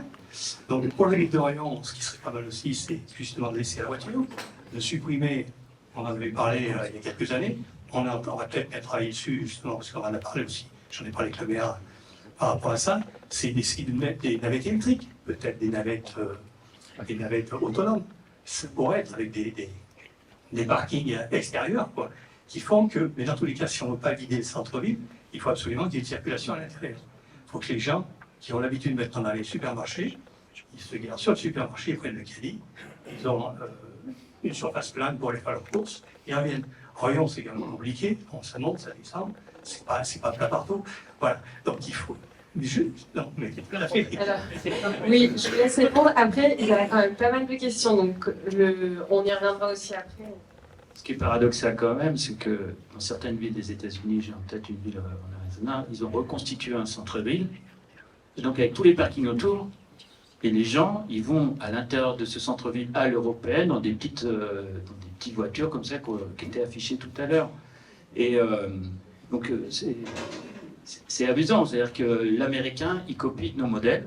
Mais moi, j'ai calculé la distance. Quand vous êtes au supermarché de Carrefour, vous êtes garé pas très près parce qu'il y a beaucoup de monde le samedi. Vous allez au rayon boucherie, vous passez la même distance que si vous êtes auprès de madame et que vous allez à la boucherie du centre-ville.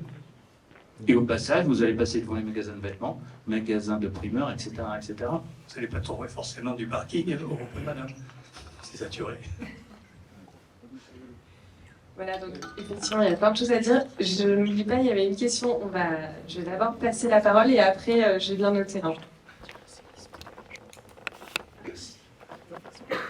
Bonsoir. Bon, moi, je vais repartir du coup sur le vélo parce que c'est mon métier.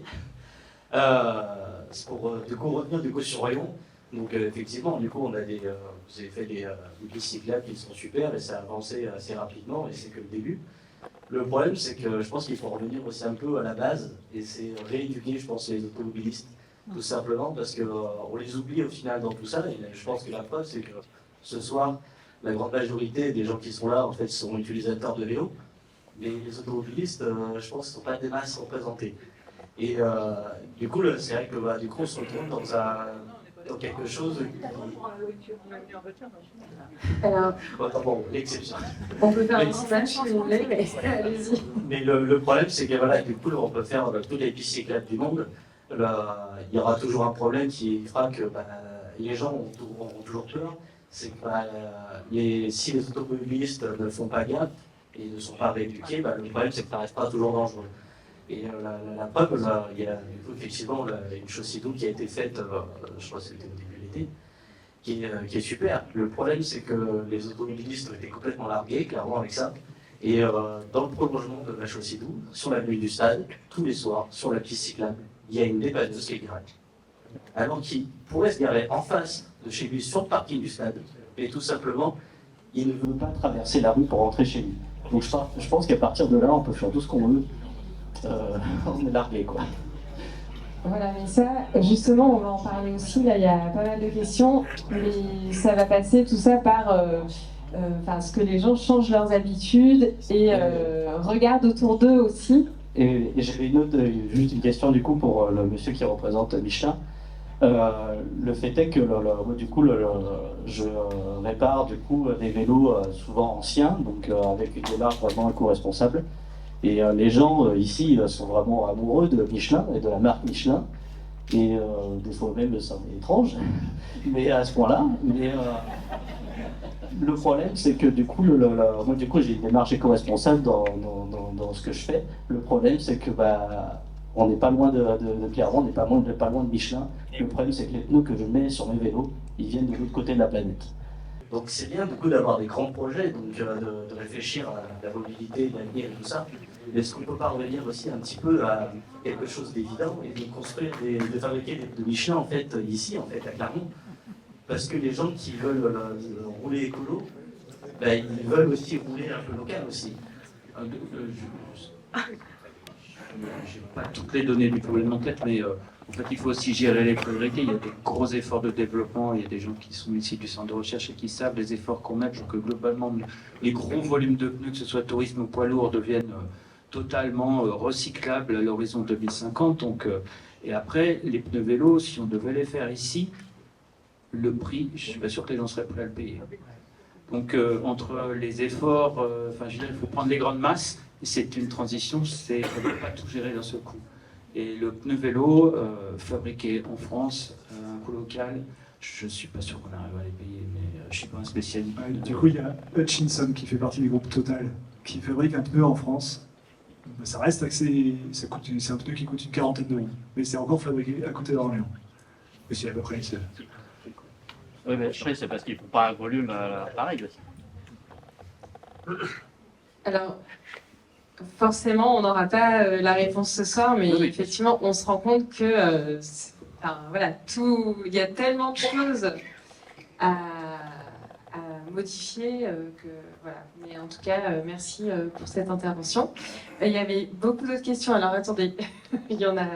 Ça reprend. Ça rejoint. rebondit, Alors allez-y. en fait. Moi, j'entends le confort de la voiture, tout ça. Je suis prête à faire l'effort d'aller emmener les enfants en vélo. C'est une idée. D'abandonner une voiture, c'est l'idée aussi. Mais aujourd'hui, niveau sécurité, c'est pas possible. Moi, j'habite vers la route d'Elsa. Je n'ai aucune piste cyclable. La chaussée est défoncée. Ma fille ne veut pas rouler, elle a 10 ans, elle n'est pas capable de rouler sur la route en vélo. On a fait passer une vidéo d'ailleurs à la mairie. On avait loué le vélo cargo des relevés mobilité. Alors, c'est pas du tout adapté, c'est peut-être adapté au centre-ville, mais c'est pas du tout adapté à la périphérie d'Orléans. J'ai 2 km pour aller au travail, j'ai 2 km pour aller à l'école, mais là, c'est pas possible. On est prêt à faire cet effort-là, on arrive au travail en train à Clermont, mais on est obligé de prendre la voiture pour faire rayon pour une question de sécurité. Mon fils, il a 6 ans, il sait faire du vélo tout seul. Je lui dis, il n'est pas question de se mettre sur la route aujourd'hui. Faubourg de la Bade, je ne sais pas si vous y êtes déjà passé à 8 heures, tous les jours, on risque de se faire renverser. Tous les jours. Voilà, et bien vous voyez bien le problème. Voilà, et c'est ça tous les jours. Et ça, On y travaille. Pas qu'on ait des solutions, mais on y travaille. ouais, ce sera bien.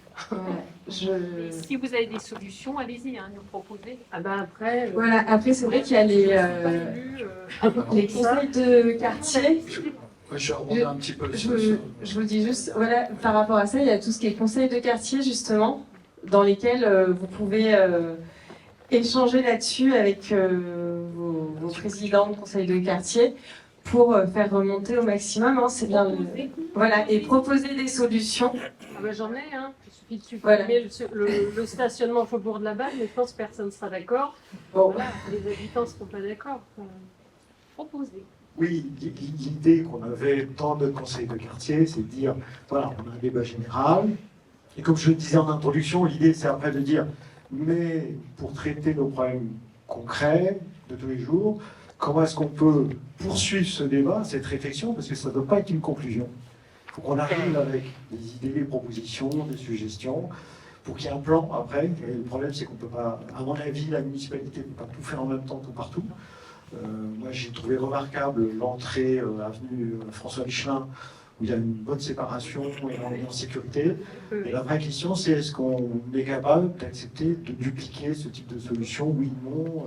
Et donc l'idée, c'est effectivement de se dire, est-ce que dans les conseils de quartier, on peut réfléchir à ces problématiques, faire des propositions, mettre en évidence des priorités, parce que tout ne sera pas possible, et je le vois dans le cadre du conseil de quartier, on veut faire plein de choses, mais on voit bien qu'à un moment, on dit non, mais il faut voir un peu augmenter les impôts, voilà, donc on est un peu coincé. Voilà. Donc, comment poursuivre dans le conseil de quartier ces réflexions, ces idées, les échanges avec les élus et partager cette problématique. Là, on est en train de faire un peu du brainstorming, de la compréhension du problème qui n'est pas simple. Et on l'a vu, il y a beaucoup d'humains derrière là, donc il y a de l'acceptation, il y a des moyens, il y a plein de choses. Voilà, donc j'irai peut-être à la fin, en conclusion, dire comment on poursuit dans les conseils de quartier. Voilà, donc. Oui, juste deux remarques. J'ai des racines néerlandaises et je me rappelle en 68 ou 69, je ne sais plus, j'étais à Amsterdam et j'ai assisté à des bagarres entre cyclistes, militants à l'époque, et automobilistes, parce que les automobilistes ne voulaient absolument pas qu'Amsterdam devienne cycliste. Maintenant, on voit qu'il y a des vélos partout, et voilà. Ça, c'est la première réflexion. Après, moi, mes neveux, quand ils vont à l'école, ils vont en vélo. Quand ils font une sortie, eh ben, ils sont tous en vélo et ils suivent l'instituteur derrière. et ça pose pas de problème. Donc pour moi déjà la première chose, c'est que la première réflexion, c'est si on veut qu'il y ait des gens qui fassent du vélo, il faut qu'ils soient en sécurité. Et le seul critère pour moi, c'est est-ce qu'un enfant de 6 ans peut être tout seul en vélo à 10 mètres devant et sans que les parents angoissent. Voilà, et même à Rion, même si je trouve qu'à Rion, on a fait beaucoup de progrès, il n'y a pas beaucoup d'endroits comme ça, hein, à part Courriens, voilà, c'est à peu près tout. Donc, à mon avis, c'est le seul critère qu'il faut avoir. Après, le reste, c'est juste une volonté politique. Hein. C'est vrai que quand on voit les travaux qui ont été faits à la sortie de Rion et quand on voit la levée de bouclier des automobilistes qui faisaient chantage en disant qu'ils ne viendraient plus faire leur course à Rion, bon, voilà. Hein. Après, je crois que c'est aussi un courage politique à un moment de dire bon, bah stop, ça suffit. Hein. Voilà. Et puis, dernière petite chose sur les voitures, c'est que j'ai déjà dit à d'autres réunions, mais j'imagine pas comment Rion pourra être dans 25 ans ou 30 ans si toutes les voitures sont électriques.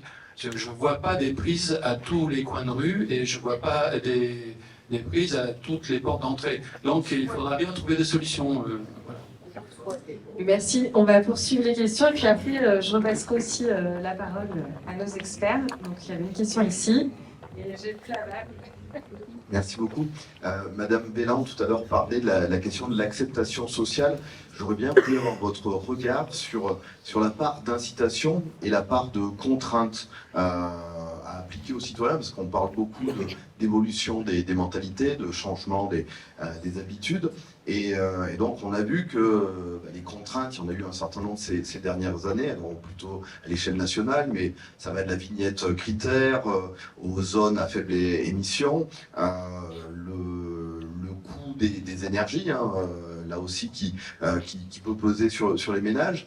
Et de l'autre côté, sur la question des incitations, on peut se questionner, ça a été évoqué à plusieurs reprises, mais dans la première présentation, on avait à quel point le rail était vertueux, mais force est de constater que dans notre pays, toute la desserte fine du maillage territorial, c'est-à-dire les petites lignes, elles ont fermé les unes après les autres. Même sur le fret, vous parliez de la circulation des biens, des marchandises, là aussi le fret est en recul avec de plus en plus de camions sur les routes, avec les coûts, la pollution que ça génère.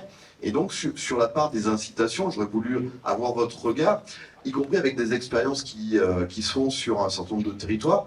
Si on se dit que les transports doux, mais aussi les transports collectifs sont des moyens plus vertueux à développer, donc il y a les infrastructures, notamment sur les transports doux, mais sur les transports collectifs, on a des territoires qui vont, par exemple, sur la gratuité des transports. Alors, gratuité totale dans certains endroits, gratuité pour les moins de 25 ans sur d'autres territoires, gratuité le week-end sur la métropole de Clermont-Ferrand. Voilà, il y a des choses peut-être à laisser répondre et sur le financement, les autres questions. Allez-y. Peut-être parce que tout ça nécessite des moyens. Et donc, du coup, comment le levier du versement mobilité, anciennement versement transport, peut être activé pour financer ces infrastructures et ces moyens? Énormément de questions en une question. Alors, sur l'aspect coercitif, ça marche jamais très bien, la coercition. Quand on interdit aux gens, ils vont trouver des moyens détournés de faire autrement et de continuer à faire ce qu'ils ont envie de faire. Donc c'est pas comme ça. Et moi, je suis beaucoup plus partisan de l'incitation. Alors il peut y avoir, je vous donne des exemples, des bons exemples de coercition et des mauvais exemples de coercition. Par exemple, on parle beaucoup des zones à faible émission, les ZFE. Les ZFE, c'est très problématique dans les villes parce qu'on fait peser sur des périurbains les plus pauvres l'accès à la ville. C'est un gros problème. Voilà. Quelqu'un qui va avoir une vignette critère optimale et donc aura eu le moyen de se payer un très bon véhicule, etc. Il va accéder à la ville et puis donc vous allez créer de la relégation avec des populations qui vont... Voilà, et c'était l'effet gilet jaune, hein, ni moins. Et donc on peut créer d'autres effets comme ça. La coercition positive, c'est ce qui est en prévision dans les mois qui viennent, c'est la taxe sur le poids des véhicules, par exemple. Donc ça, c'est très intéressant. Et ben voilà, les gros véhicules, on va les taxer plus pour empêcher qu'on vende des gros véhicules. On va très bien. Ça, c'est pas bonne, parce que qui achète les gros véhicules, ce sont les véhicules les plus chers, c'est les gens les plus riches, donc ils peuvent être taxés. Donc en fait, c'est quelque chose, vous voyez, qui a double tranchant, la coercition. Après, l'incitation, oui, l'incitation, ça fonctionne bien. Je vous donne des exemples aujourd'hui d'incitation. Beaucoup de gens disent, par exemple, le rail est trop cher aujourd'hui, et c'est vrai. Prenez un billet de train pour aller à Paris, c'est cher. Voilà, bon, à Lyon, c'est cher. Aujourd'hui, l'incitation, elle peut venir du politique. Les Allemands ont mis un abonnement en place depuis 1 an à 49 € par mois, et vous faites tout ce que vous voulez. C'est quand même impressionnant. Les Espagnols ont mis tous leurs TER et leurs trains de banlieue gratuits depuis quelques mois. Les Portugais ont mis aussi un abonnement à 49 € sur le modèle allemand. On peut le faire. Donc, vraisemblablement, c'est dans les tuyaux en France. Ça pourrait être lancé pour l'été prochain, d'après ce que je sais, de ce que Clément Beaune a dit. Donc, normalement, ça, c'est des choses qui peuvent être très incitatives pour prendre le train. Bon. Et après, vous avez parlé de la gratuité. La gratuité, alors, c'est très intéressant. Parce qu'en fait, il y a des réseaux, il y a des villes qui ont mis en place la gratuité, des villes moyennes, ou un peu plus grandes, ou un peu plus petites que Rion, et je pense notamment à Dunkerque. Dunkerque, c'est un pionnier de la gratuité. Et donc, ça fait un petit moment déjà, ça fait plusieurs années, donc on peut en mesurer les effets. On sait ce que ça donne. Alors d'abord, on pourrait imaginer, la première chose qui vient à l'esprit, c'est oui, mais on va supporter un coût supplémentaire pour les collectivités qui vont devoir assumer tout le manque à gagner de la billetterie qui n'est plus là. Alors, en fait, c'est partiellement vrai, parce que le taux de couverture de petits réseaux urbains, de transport urbain, est très faible. Alors, je n'ai pas en tête le taux de couverture de Rion, je ne sais pas combien c'est, mais des réseaux urbains de la taille de Rion, le taux de couverture, c'est-à-dire ce que rapportent les billets, ce que paye l'usager au réseau, c'est entre 7 et 15% de l'ensemble du budget. Donc, ce n'est pas grand-chose. Et donc, si vous supprimez, si vous mettez la gratuité, vous économisez plus que la différence, parce qu'en fait, vous n'avez plus la billetterie, vous n'avez plus le contrôle, vous n'avez plus les machines, vous n'avez plus rien. Donc en fait, le delta n'est pas si important que ça. Et du coup, ça favorise effectivement l'emprunt des transports collectifs, mais pas tant le report modal que ça, parce que le report modal, il faut qu'il y ait d'autres politiques qui accompagnent, et notamment tout ce qu'on a dit sur l'espace public. Ça, par contre, ça a un effet pervers, la gratuité, c'est que les gens font moins de marche à pied. Parce qu'en fait, ils montent dans le bus et ils redescendent, et ils remontent et ils redescendent. Voilà. Donc, c'est les éléments que l'on a, les retours d'expérience que l'on a de villes qui ont mis ça en place. Mais c'est intéressant pour des villes de la taille d'Orion, la gratuité. C'est sûr. J'avais juste une image à vous montrer d'un projet avec l'SNCF qui s'appelle Flexi, on parlait du rail. Le réseau ferroviaire secondaire a été abandonné effectivement par le coût des infrastructures. Il y a des projets en cours là, alors l'image n'est pas très nette, projet qui est en phase de prototype en région Bretagne actuellement. Et donc l'idée c'est de reprendre le réseau régional en diminuant la charge paresseuse. Si je diminue la charge paresseuse, c'est-à-dire que j'ai beaucoup moins de travaux d'infrastructure à faire, je peux quasiment rouler à moindre coût sur les réseaux régionaux qui ont été abandonnés. Donc là, vous avez une navette en cours de développement en région Bretagne et qui roulera début l'année prochaine. Je vous dirai blanc, je ne suis pas sûr d'avoir le droit de le dire, mais toujours est-il que là, vous avez un véhicule qui peut rouler sur les rails et rouler sur la route.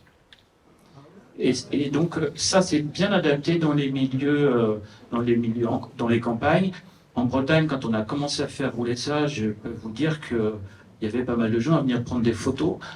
Voilà, ça c'est une autre photo, oui je l'avais vue, c'est devant le centre d'innovation de la SNCF en région parisienne. C'est un photo qui celui-là ne roule pas. Alors on connaît ce projet-là parce que c'est des pneus Michelin qui sont dessus. Mais ce n'était pas pour ça que je voulais vous montrer, c'était surtout pour vous dire qu'il y a des initiatives pour réimplanter le réseau régional et en développant des nouveaux services. Voilà. Oui, alors sur les petites lignes ferroviaires, effectivement, vous l'avez dit, ça vous le répétez, il y a eu une division par deux de la taille du réseau français depuis les années 50, en gros. Voilà. Mais ce n'est pas une fatalité. Aujourd'hui, on rouvre aujourd'hui, il y a des petites lignes qui rouvrent. Alors, ça a un coût. Vous pouvez considérer, je vais vous le donner, le coût. Réouvrir une ligne, faire une voie ferrée neuve, c'est à peu près 1 million d'euros du kilomètre. Voilà, pour vous donner une idée. Bon, donc, on rouvre des lignes et certaines régions s'approprient le réseau. C'est-à-dire qu'elles achètent à la SNCF, elles reprennent. Et il y a un exemple actuel dans les Pyrénées, Montrégeau-Luchon, qui a été racheté par la région Occitanie. Et ils sont en train de faire les travaux pour rouvrir la ligne. Luchon, c'est une petite ville, c'est pas grand. Et donc, on restaure la liaison ferroviaire avec Toulouse. Et c'est quelque chose qui n'existait plus depuis 20 ans. On l'a fait à plusieurs endroits. Il y a pas mal de projets qui sont en gestation. Mais pour que ça marche, il faut qu'il y ait alignement des planètes et alignement des financements. C'est-à-dire il faut qu'il y ait la région, qui est le fer de lance, il faut qu'il y ait l'État, via SNCF Réseau, il faut qu'il y ait les différentes collectivités, chacune à son niveau, parce que les parvis de gare, l'intermodalité, les parcs à vélo, tout ça, c'est des Comcop peuvent financer ça. Et donc ça fonctionne quand tous les acteurs des collectivités sont d'accord sur un projet. Et donc, je vous dis, il y a peut-être, à l'échelle française, actuellement, une quinzaine de projets qui sont en cours. Voilà. Donc, ce n'est pas une fatalité non plus. C'est toujours très long. Ah oui. Avec la SNCF, c'est toujours très bien sûr. Sur le côté ferroviaire, si vous ne savez pas quoi faire de vos sous, il y a en ce moment Railcoop qui est en recapitalisation. Railcoop, c'est une société coopérative qui voulait relancer une voie entre Lyon et Bordeaux. Il se trouve qu'entre Lyon et Bordeaux, vous n'êtes pas sans savoir qu'il y a un rayon. Bon, le projet était passé par Ghana. Il se trouve que la ville de Ghana, le département, le PNR du Livre-de-Forez, la région Auvergne-Rhône-Alpes, étaient membres à part entière de Railcoop. Typiquement, politiquement, c'est quelque chose qui peut être fait et qui est assez incitatif.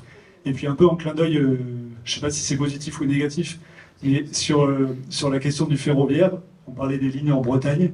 Il se trouve qu'en Bretagne, c'est un des territoires qui a été le plus aménagé avec la transformation de ces anciennes voies ferrées en voies cyclables et voies vertes, qui crée quelque chose d'hyper vertueux, parce que du coup, ça crée du tourisme, de la pratique au quotidien, et ça facilite les transports, parce que c'est des endroits qui sont hyper préservés, où là, pour le coup, on peut circuler sereinement avec des enfants de 6 ans. Mais pour autant, ça fera moins d'espace où vous remettre des trains. Alors, une question. Oui, une question toute prosaïque en tant qu'utilisateur lillois. Je me demandais, est-ce qu'il y a dans les cartons un projet de liaison entre Clermont-Ferrand et Lyon, en voie cyclable directe, qui passerait ni par Mirabel, ni par Cherzal, ni Troll, etc. Il y a un projet, effectivement, mais qui passe par, qui suit la ligne droite de l'Aisne. Et c'est, alors, d'abord on a parlé des pistes cyclables, il y a quand même deux propriétaires sur les voies. Vous avez les voies communales, dans une ville, dans un village, et puis après vous avez les routes départementales. Après, bon, il y avait l'échelle au-dessus, mais après c'est au niveau de la région. Mais pour vous dire que c'est pas toujours on n'a pas forcément compétence sur les routes départementales.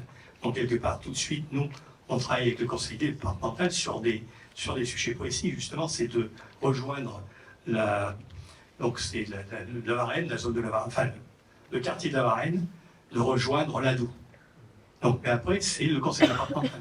C'est-à-dire que le conseil départemental, donc, ce qu'on avait vu, c'était de voir, c'était une piste quand même sécurisée. C'est-à-dire que les deux centres de circulation seraient du même côté. Donc après, il y a des problématiques avec les entrées de terre qui sont tout le long, ainsi de suite, quoi. Donc, mais c'est prévu. Et après, ça, c'est le conseil départemental. Donc, normalement, c'est l'échéance 2024 qui commence à... C'est 2024. Oui, non, mais je suis même. Enfin bon, quelque part, il nous a dit l'étude, c'est en 2024, et puis normalement, ça devrait se faire en 2025. Voilà. Donc, c'est pas le plus difficile. Après, il faut quand même rentrer dans la loupe. Donc, c'est pareil, on a beaucoup de demandes de Michelin aussi, puisqu'il y a quand même il y a quand même 700 personnes qui vont sortir du centre-ville Michelin pour aller à la loupe. Donc, et on a... C'est fait. C'est fait, oui. Donc, je sais qu'on a des demandes maintenant, justement, par rapport aux liaisons cyclables, par rapport au train aussi, puisque la gare de Rayon est là. Donc, la gare de Rayon, on avait, il y a 2 ans maintenant, pendant la Covid, on a mis un bus en place, donc cofinancé avec la région, le SNTC, nous. Voilà, donc il y a 3 valideurs à l'intérieur comme information. Donc c'est ce qui a été repéré par la montagne, c'est tout. Mais bon, et quelque part, c'est monté en puissance, ça, puisque dans tous les cas, il est très fréquenté. Donc c'est pour ça qu'il faut absolument que nous trouvions une coopération avec le CNTC pour essayer de travailler tous ensemble, que les usagers ne se posent pas de questions, puissent monter dans un bus, aller se déplacer sur Clermont, aller un peu partout, quoi. Donc, mais dans tous les cas, s'il y a des réticences politiques, donc normalement, la porte a été ouverte puisque j'ai rencontré justement le président du CNTC pour lui dire que quelque part maintenant, il fallait absolument qu'on trouve les solutions pour travailler ensemble. Donc, il a ouvert la porte. Maintenant, il travaille sur le réseau Inspire. Maintenant, ils sont en train de travailler sur le réseau Annexe, qui va desservir les petites villes, les villages autour de Clermont, de façon à ce qu'on puisse travailler avec eux pour savoir comment on fait aussi, nous, pour desservir tout ça. Donc, pour savoir la desserte de la Doue, c'est le CNTC qui perçoit la taxation en transport, en totalité. C'est-à-dire, si nous, on fait les déplacements sur la Doue, pour l'instant, on trouve des solutions, des arrangements. Mais tout le monde ne va pas forcément à la Doue. Non, après, si vous voulez, il y a le prix. Clermont, c'est pas forcément la Doue ou la place des Carmes, c'est aussi... Alors, le rôle de la région, c'est de faire les interconnexions justement des villes. Donc, il y a encore toutes les lignes régionales qui existent. Oui. Moi, sur la mobilité, je voulais dire deux choses. Déjà, pour moi, la première mobilité, on parle beaucoup de vélo, je n'ai rien contre le vélo, mais la première mobilité, c'est à pied. À Riom, sur les trottoirs de Riom, c'est très, très, très compliqué. Et je ne parle pas des gens en fauteuil roulant, de sensibilité professionnelle. Voilà, l'état des trottoirs qui sont souvent des verts et tout ça, pour les personnes âgées, parce que, bon, il y a des tranches de population aussi qui ont envie de se déplacer à pied, qui n'ont pas toujours envie de monter. Et ça peut être très compliqué. Voilà, il n'y a rien à voir. Le jour, on marche avec des béquilles sur les trottoirs de Riom, par exemple, c'est très compliqué. Voilà. Premier truc, c'est la mobilité à pied, ce qui est pour moi la première mobilité. Voilà. Et deuxième chose, en vélo, par exemple, on utilise le vélo, j'aimerais bien pouvoir, moi, aller... je vais très peu à Carrefour ou à Leclerc en vélo, de temps en temps. C'est-à-dire qu'il faudra aussi inciter les privés à faire quelque chose. Vous garez vos vélos au Leclerc, les protections s'il pleut, les choses comme ça. Vous n'avez absolument rien pour aller dans toutes ces zones. Alors que c'est là que vous avez des millions de voitures, parce que les voitures, elles sont que en centre-ville. Regardez à Clermont, il n'y a pas de souci. On a mis des girafes à Clermont contre la pollution. Jamais sur les parkings Mammouth ou au Champ ou Carrefour un samedi après-midi parce que ça exploserait. Voilà. Donc, quelque part, l'aménagement du territoire, elle se joue aussi sur toutes ces zones-là et les centres-villes sont en fait assez protégés. Et vous avez une question par rapport à ça? Non, c'était la question, je pense, ça serait d'impliquer beaucoup plus certains secteurs privés qui gagnent énormément. Et là aussi, les politiques ont un rôle à jouer qui me paraît très, très important. Voilà. On s'en occupe. On sait très bien que dans tous les cas, les vélos, surtout, ils ont évolué, puisque maintenant, c'est des vélos électriques. Et donc, effectivement, la personne qui achète un vélo, il y a des vélos qui montent à 3500 €. Hein, ça va quand même assez vite dans les prix. Et ils n'ont pas envie de les laisser n'importe où. Effectivement, donc c'est Sylvain qui s'occupe de tout ça.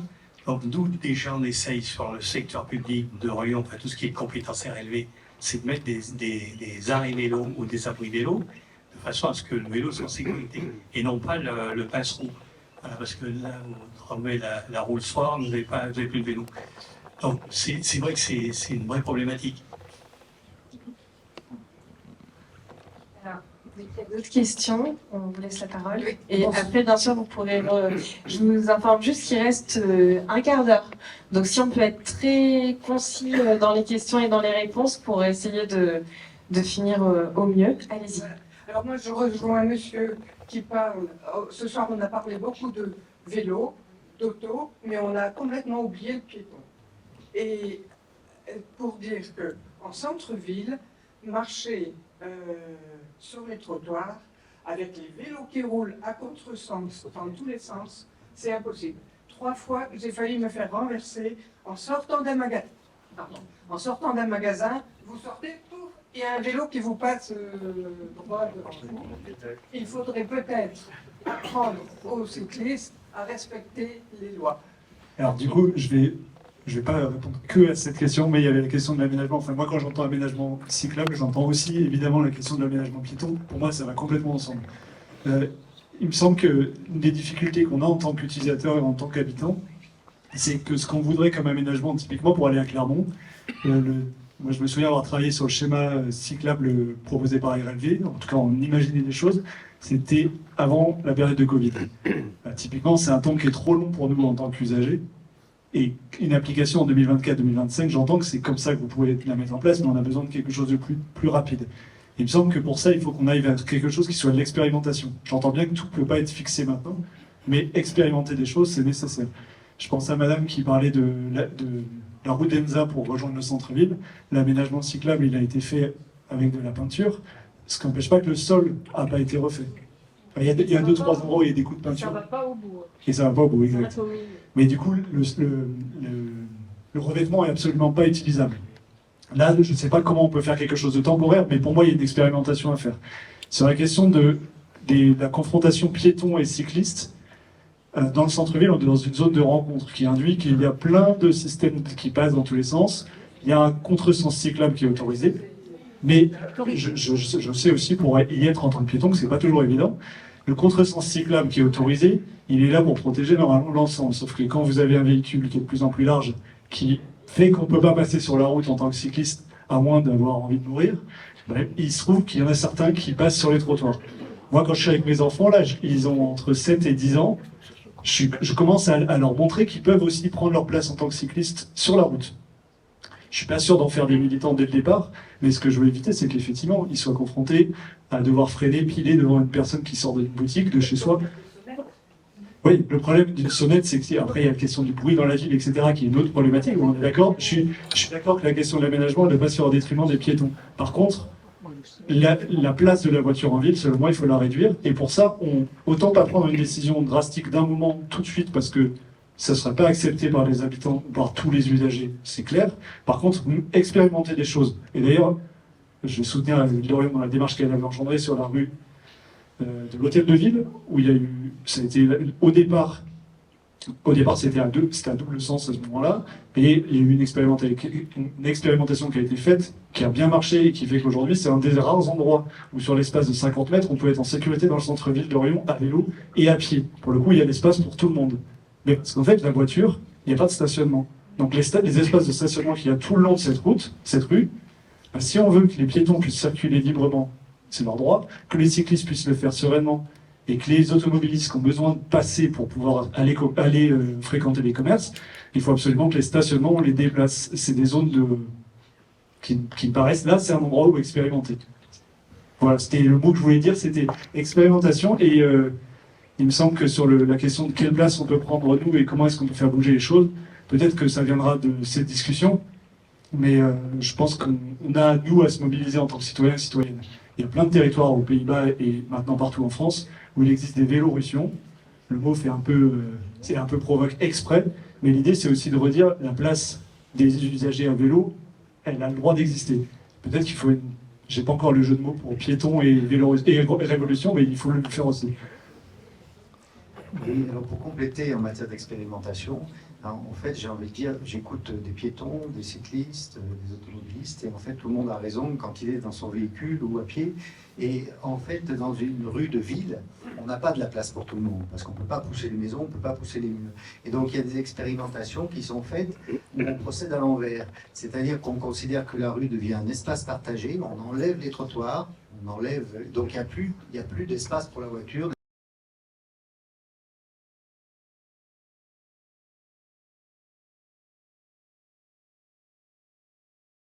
À 10 km/h, voire à 5 km/h, ce qui ne constitue pas un delta entre celui qui marche et celui qui fait du vélo. Et donc en fait, on laisse tout le monde au milieu de la rue. Le piéton a le droit de marcher au milieu de la rue, le cycliste a le droit d'aller au milieu de la rue. Et les automobilistes, on ne leur interdit pas de fréquenter cette rue, mais ils s'y engagent rarement 2 fois. Parce que en fait, une fois que vous avez fait ça une fois, vous avez eu tellement peur en voiture que vous ne recommencez plus. Et donc, du coup, on résout le problème avec ces espaces partagés. Et il y a plein de villes qui font ça. Alors, ça marche dans les centres, on est bien d'accord, ça marche que dans les rues du centre. Mais ça fonctionne très bien, ça. Voilà, et on parle beaucoup donc de sensibilisation. Je sais donc à Rion, l'entreprise Eiffage a travaillé sur la semaine, une semaine des mobilités. Est-ce qu'il y a quelqu'un de l'entreprise, c'était peut-être prévu? Monsieur Colas.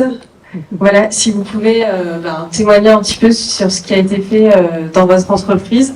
Vous voulez me rejoindre ou je vous emmène le micro? Pour le côté sensibilisation d'une entreprise riomoise. Écoutez, nous, la sensibilisation, on a une volonté affirmée de notre direction d'être moteur sur le sujet, pas parce que c'est un sujet pour nous d'installation d'infrastructures, mais après c'est une volonté chez nous de limiter les émissions de gaz à effet de serre, donc ça passe par sensibiliser le personnel, ça passe par l'obligation de remplacer tous les véhicules aujourd'hui thermiques qu'on a en véhicule de service, en véhicule de fonction, par du véhicule 100% électrique. Alors bon, je sais que le véhicule électrique peut être décrié, mais en tout cas c'est une volonté, et donc c'est une approche générale au niveau du groupe, et qui se décline concrètement au niveau de chaque agence, dont on fait partie bien sûr, avec des objectifs quantifiés. C'est pas une option chez nous, voilà, on a obligation également de passer tous nos poids lourds, parce qu'on est un gros consommateur de carburant et gasoil, parce qu'on ne sait pas aujourd'hui transporter les engins de terrassement, de la grave, etc. Or que les poids lourds, passer avec un carburant, ce qu'on appelle le B100, un carburant bio également. Alors, ça peut être décrit en disant les terres agricoles ne sont pas là pour faire du carburant, ça se défend également. À un moment donné, il y a des choix à faire entre du gasoil et du gasoil bio, donc on sait très bien que la solution idéale n'existe pas, ça sera un mix de solutions. Et on a une grosse sensibilisation au niveau de tout notre personnel, de toutes nos équipes pour aller dans ce sens, quoi. Et c'est pas juste qu'une information, et là on a un petit peu aussi de contraintes de notre direction générale d'aller là-dedans. Et ils acceptent facilement, les personnes de l'entreprise Donc, quand on dit qu'il y a de la contrainte, il y a de la pédagogie aussi, on a des supports, des informations qui sont diffusées. Mais c'est vrai que là, on est dans une culture d'entreprise, mais comme on a une culture de société, pour qu'une tendance devienne une culture partagée par tous, c'est compliqué, mais si on n'a pas la volonté, on n'y arrivera pas. Merci. Alors voilà, je vais reprendre encore s'il reste quelques questions, sinon je vais redonner la parole à nos experts. Est-ce qu'il y a des questions? Donc je pense qu'on va pouvoir conclure. Donc je vous redonne chacun à votre tour la parole en conclusion de ces 2 heures d'échange très riches. Alors, moi, pour voir énormément de sujets de mobilité en France et partout dans le monde, j'ai le sentiment qu'en fait, on a énormément de solutions techniques entre les mains, très compliquées, souvent nécessitent beaucoup d'investissements. Les business models, les modèles d'affaires qu'il y a derrière existent, ça ne manque pas d'idées. Mais je vais vous confier qu'il y a encore la semaine dernière, on était avec les affaires publiques un certain nombre de grands groupes, de sociétés avec lesquelles on travaille, pour préparer les échéances européennes de l'année prochaine. Et la principale préoccupation, c'est la dimension humaine et la préparation de tous, que nous sommes ici, citoyens ou salariés, à ce qui nous attend.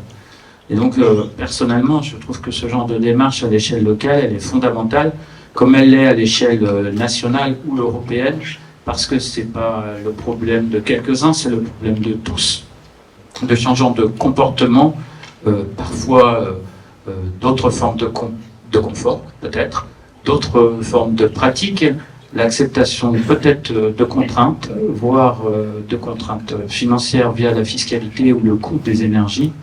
Donc voilà, je suis assez confiant sur les solutions techniques. Je suis ingénieur de formation aussi, et donc là-dessus, je suis pas trop inquiet.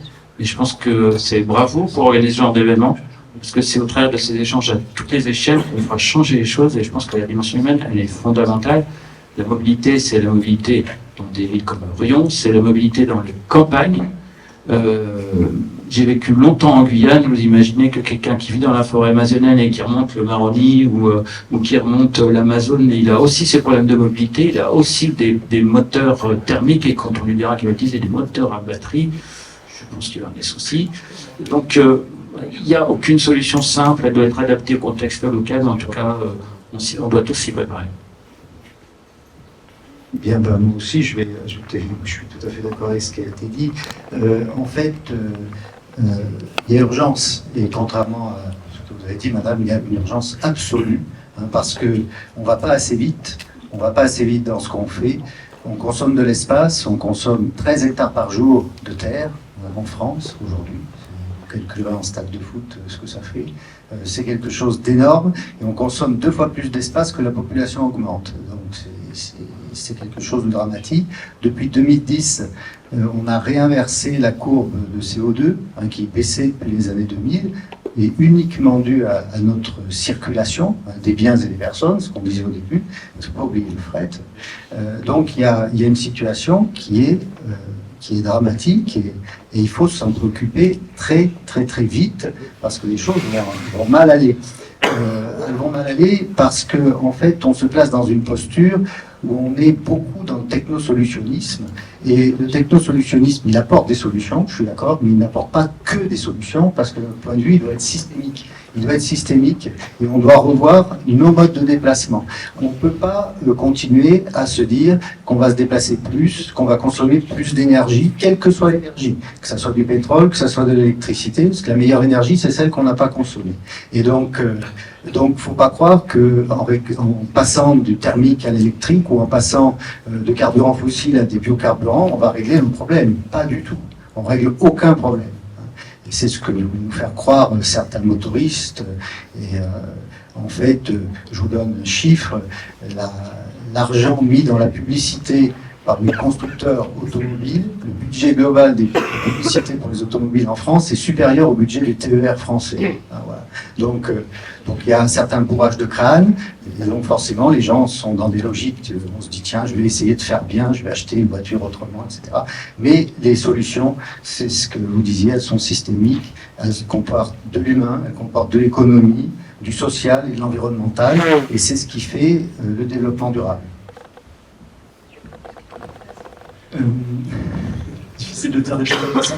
Je partage globalement complètement ces constats, enfin plus que globalement, complètement ces constats qu'on a besoin d'une alternative et qu'elle soit efficace maintenant. En fait, on ne peut pas faire comme s'il n'y avait pas de problème, et comme s'il allait falloir le faire dans la durée, en maintenant notre mode de vie actuel. Moi, ma vélorution intérieure, je l'ai faite. Elle n'est peut-être pas la même pour tout le monde. Il y a des gens qui vont la faire autrement, cette révolution, qui vont modifier leurs usages avec plus de marche à pied, plus de train, plus de vélo, peu importe. Chacun trouve sa place. Ce que j'ai envie de dire quand même, c'est que les mobilités, c'est un sujet qui est à la fois ultra conflictuel. Vous avez bien vu, il suffit pas grand-chose, d'un chaussée-doux pour que des automobilistes aient envie d'étrangler des cyclistes, d'une portière pour qu'un vélo ait envie de casser un rétroviseur, d'un manque d'espace pour qu'un piéton et un cycliste en viennent aux mains. Bref, c'est un sujet qui peut être très conflictuel. Et pour autant, comme j'aime bien terminer par quelque chose d'enthousiasmant, j'ai envie de croire que la mobilité, c'est aussi le sujet sur lequel il peut y avoir cet apaisement qui existe. C'est-à-dire que moi, quand je circule à vélo, je rencontre jamais autant de monde. Enfin, ça n'existe pas, il n'y a pas d'autre mode de transport où on rencontre autant de monde. Même quand je circule dans le train avec mon vélo, vous imaginez pas le genre de discussion qu'il peut y avoir. Les gens demandent que ça, discuter dans ces cas-là. Et on parlait d'humain et de l'acceptabilité des gens, etc. Pour moi, ce sujet, c'est par la mobilité qu'on peut y arriver. Alors, le vélo n'est pas la solution pour tout le monde, parce que vous savez très bien qu'à pied aussi, on fait des rencontres formidables, et qu'on discute encore peut-être plus qu'à vélo dans le train, on est d'accord. Mais ce que je veux dire là-dedans, c'est que ce sujet mobilité, on peut le rendre très enthousiasmant en se disant comment est-ce qu'on se partage cet espace qui nous appartient tous, là on parle de la Terre, comment est-ce qu'on fait en sorte qu'on le préserve, comment on fait en sorte qu'on puisse continuer à vivre dessus. Aujourd'hui, globalement, on n'a pas de solution que de changer. Il faut qu'on change, et en trouvant des choses chouettes. Voilà. Merci beaucoup. Un grand bravo à nos 3 experts.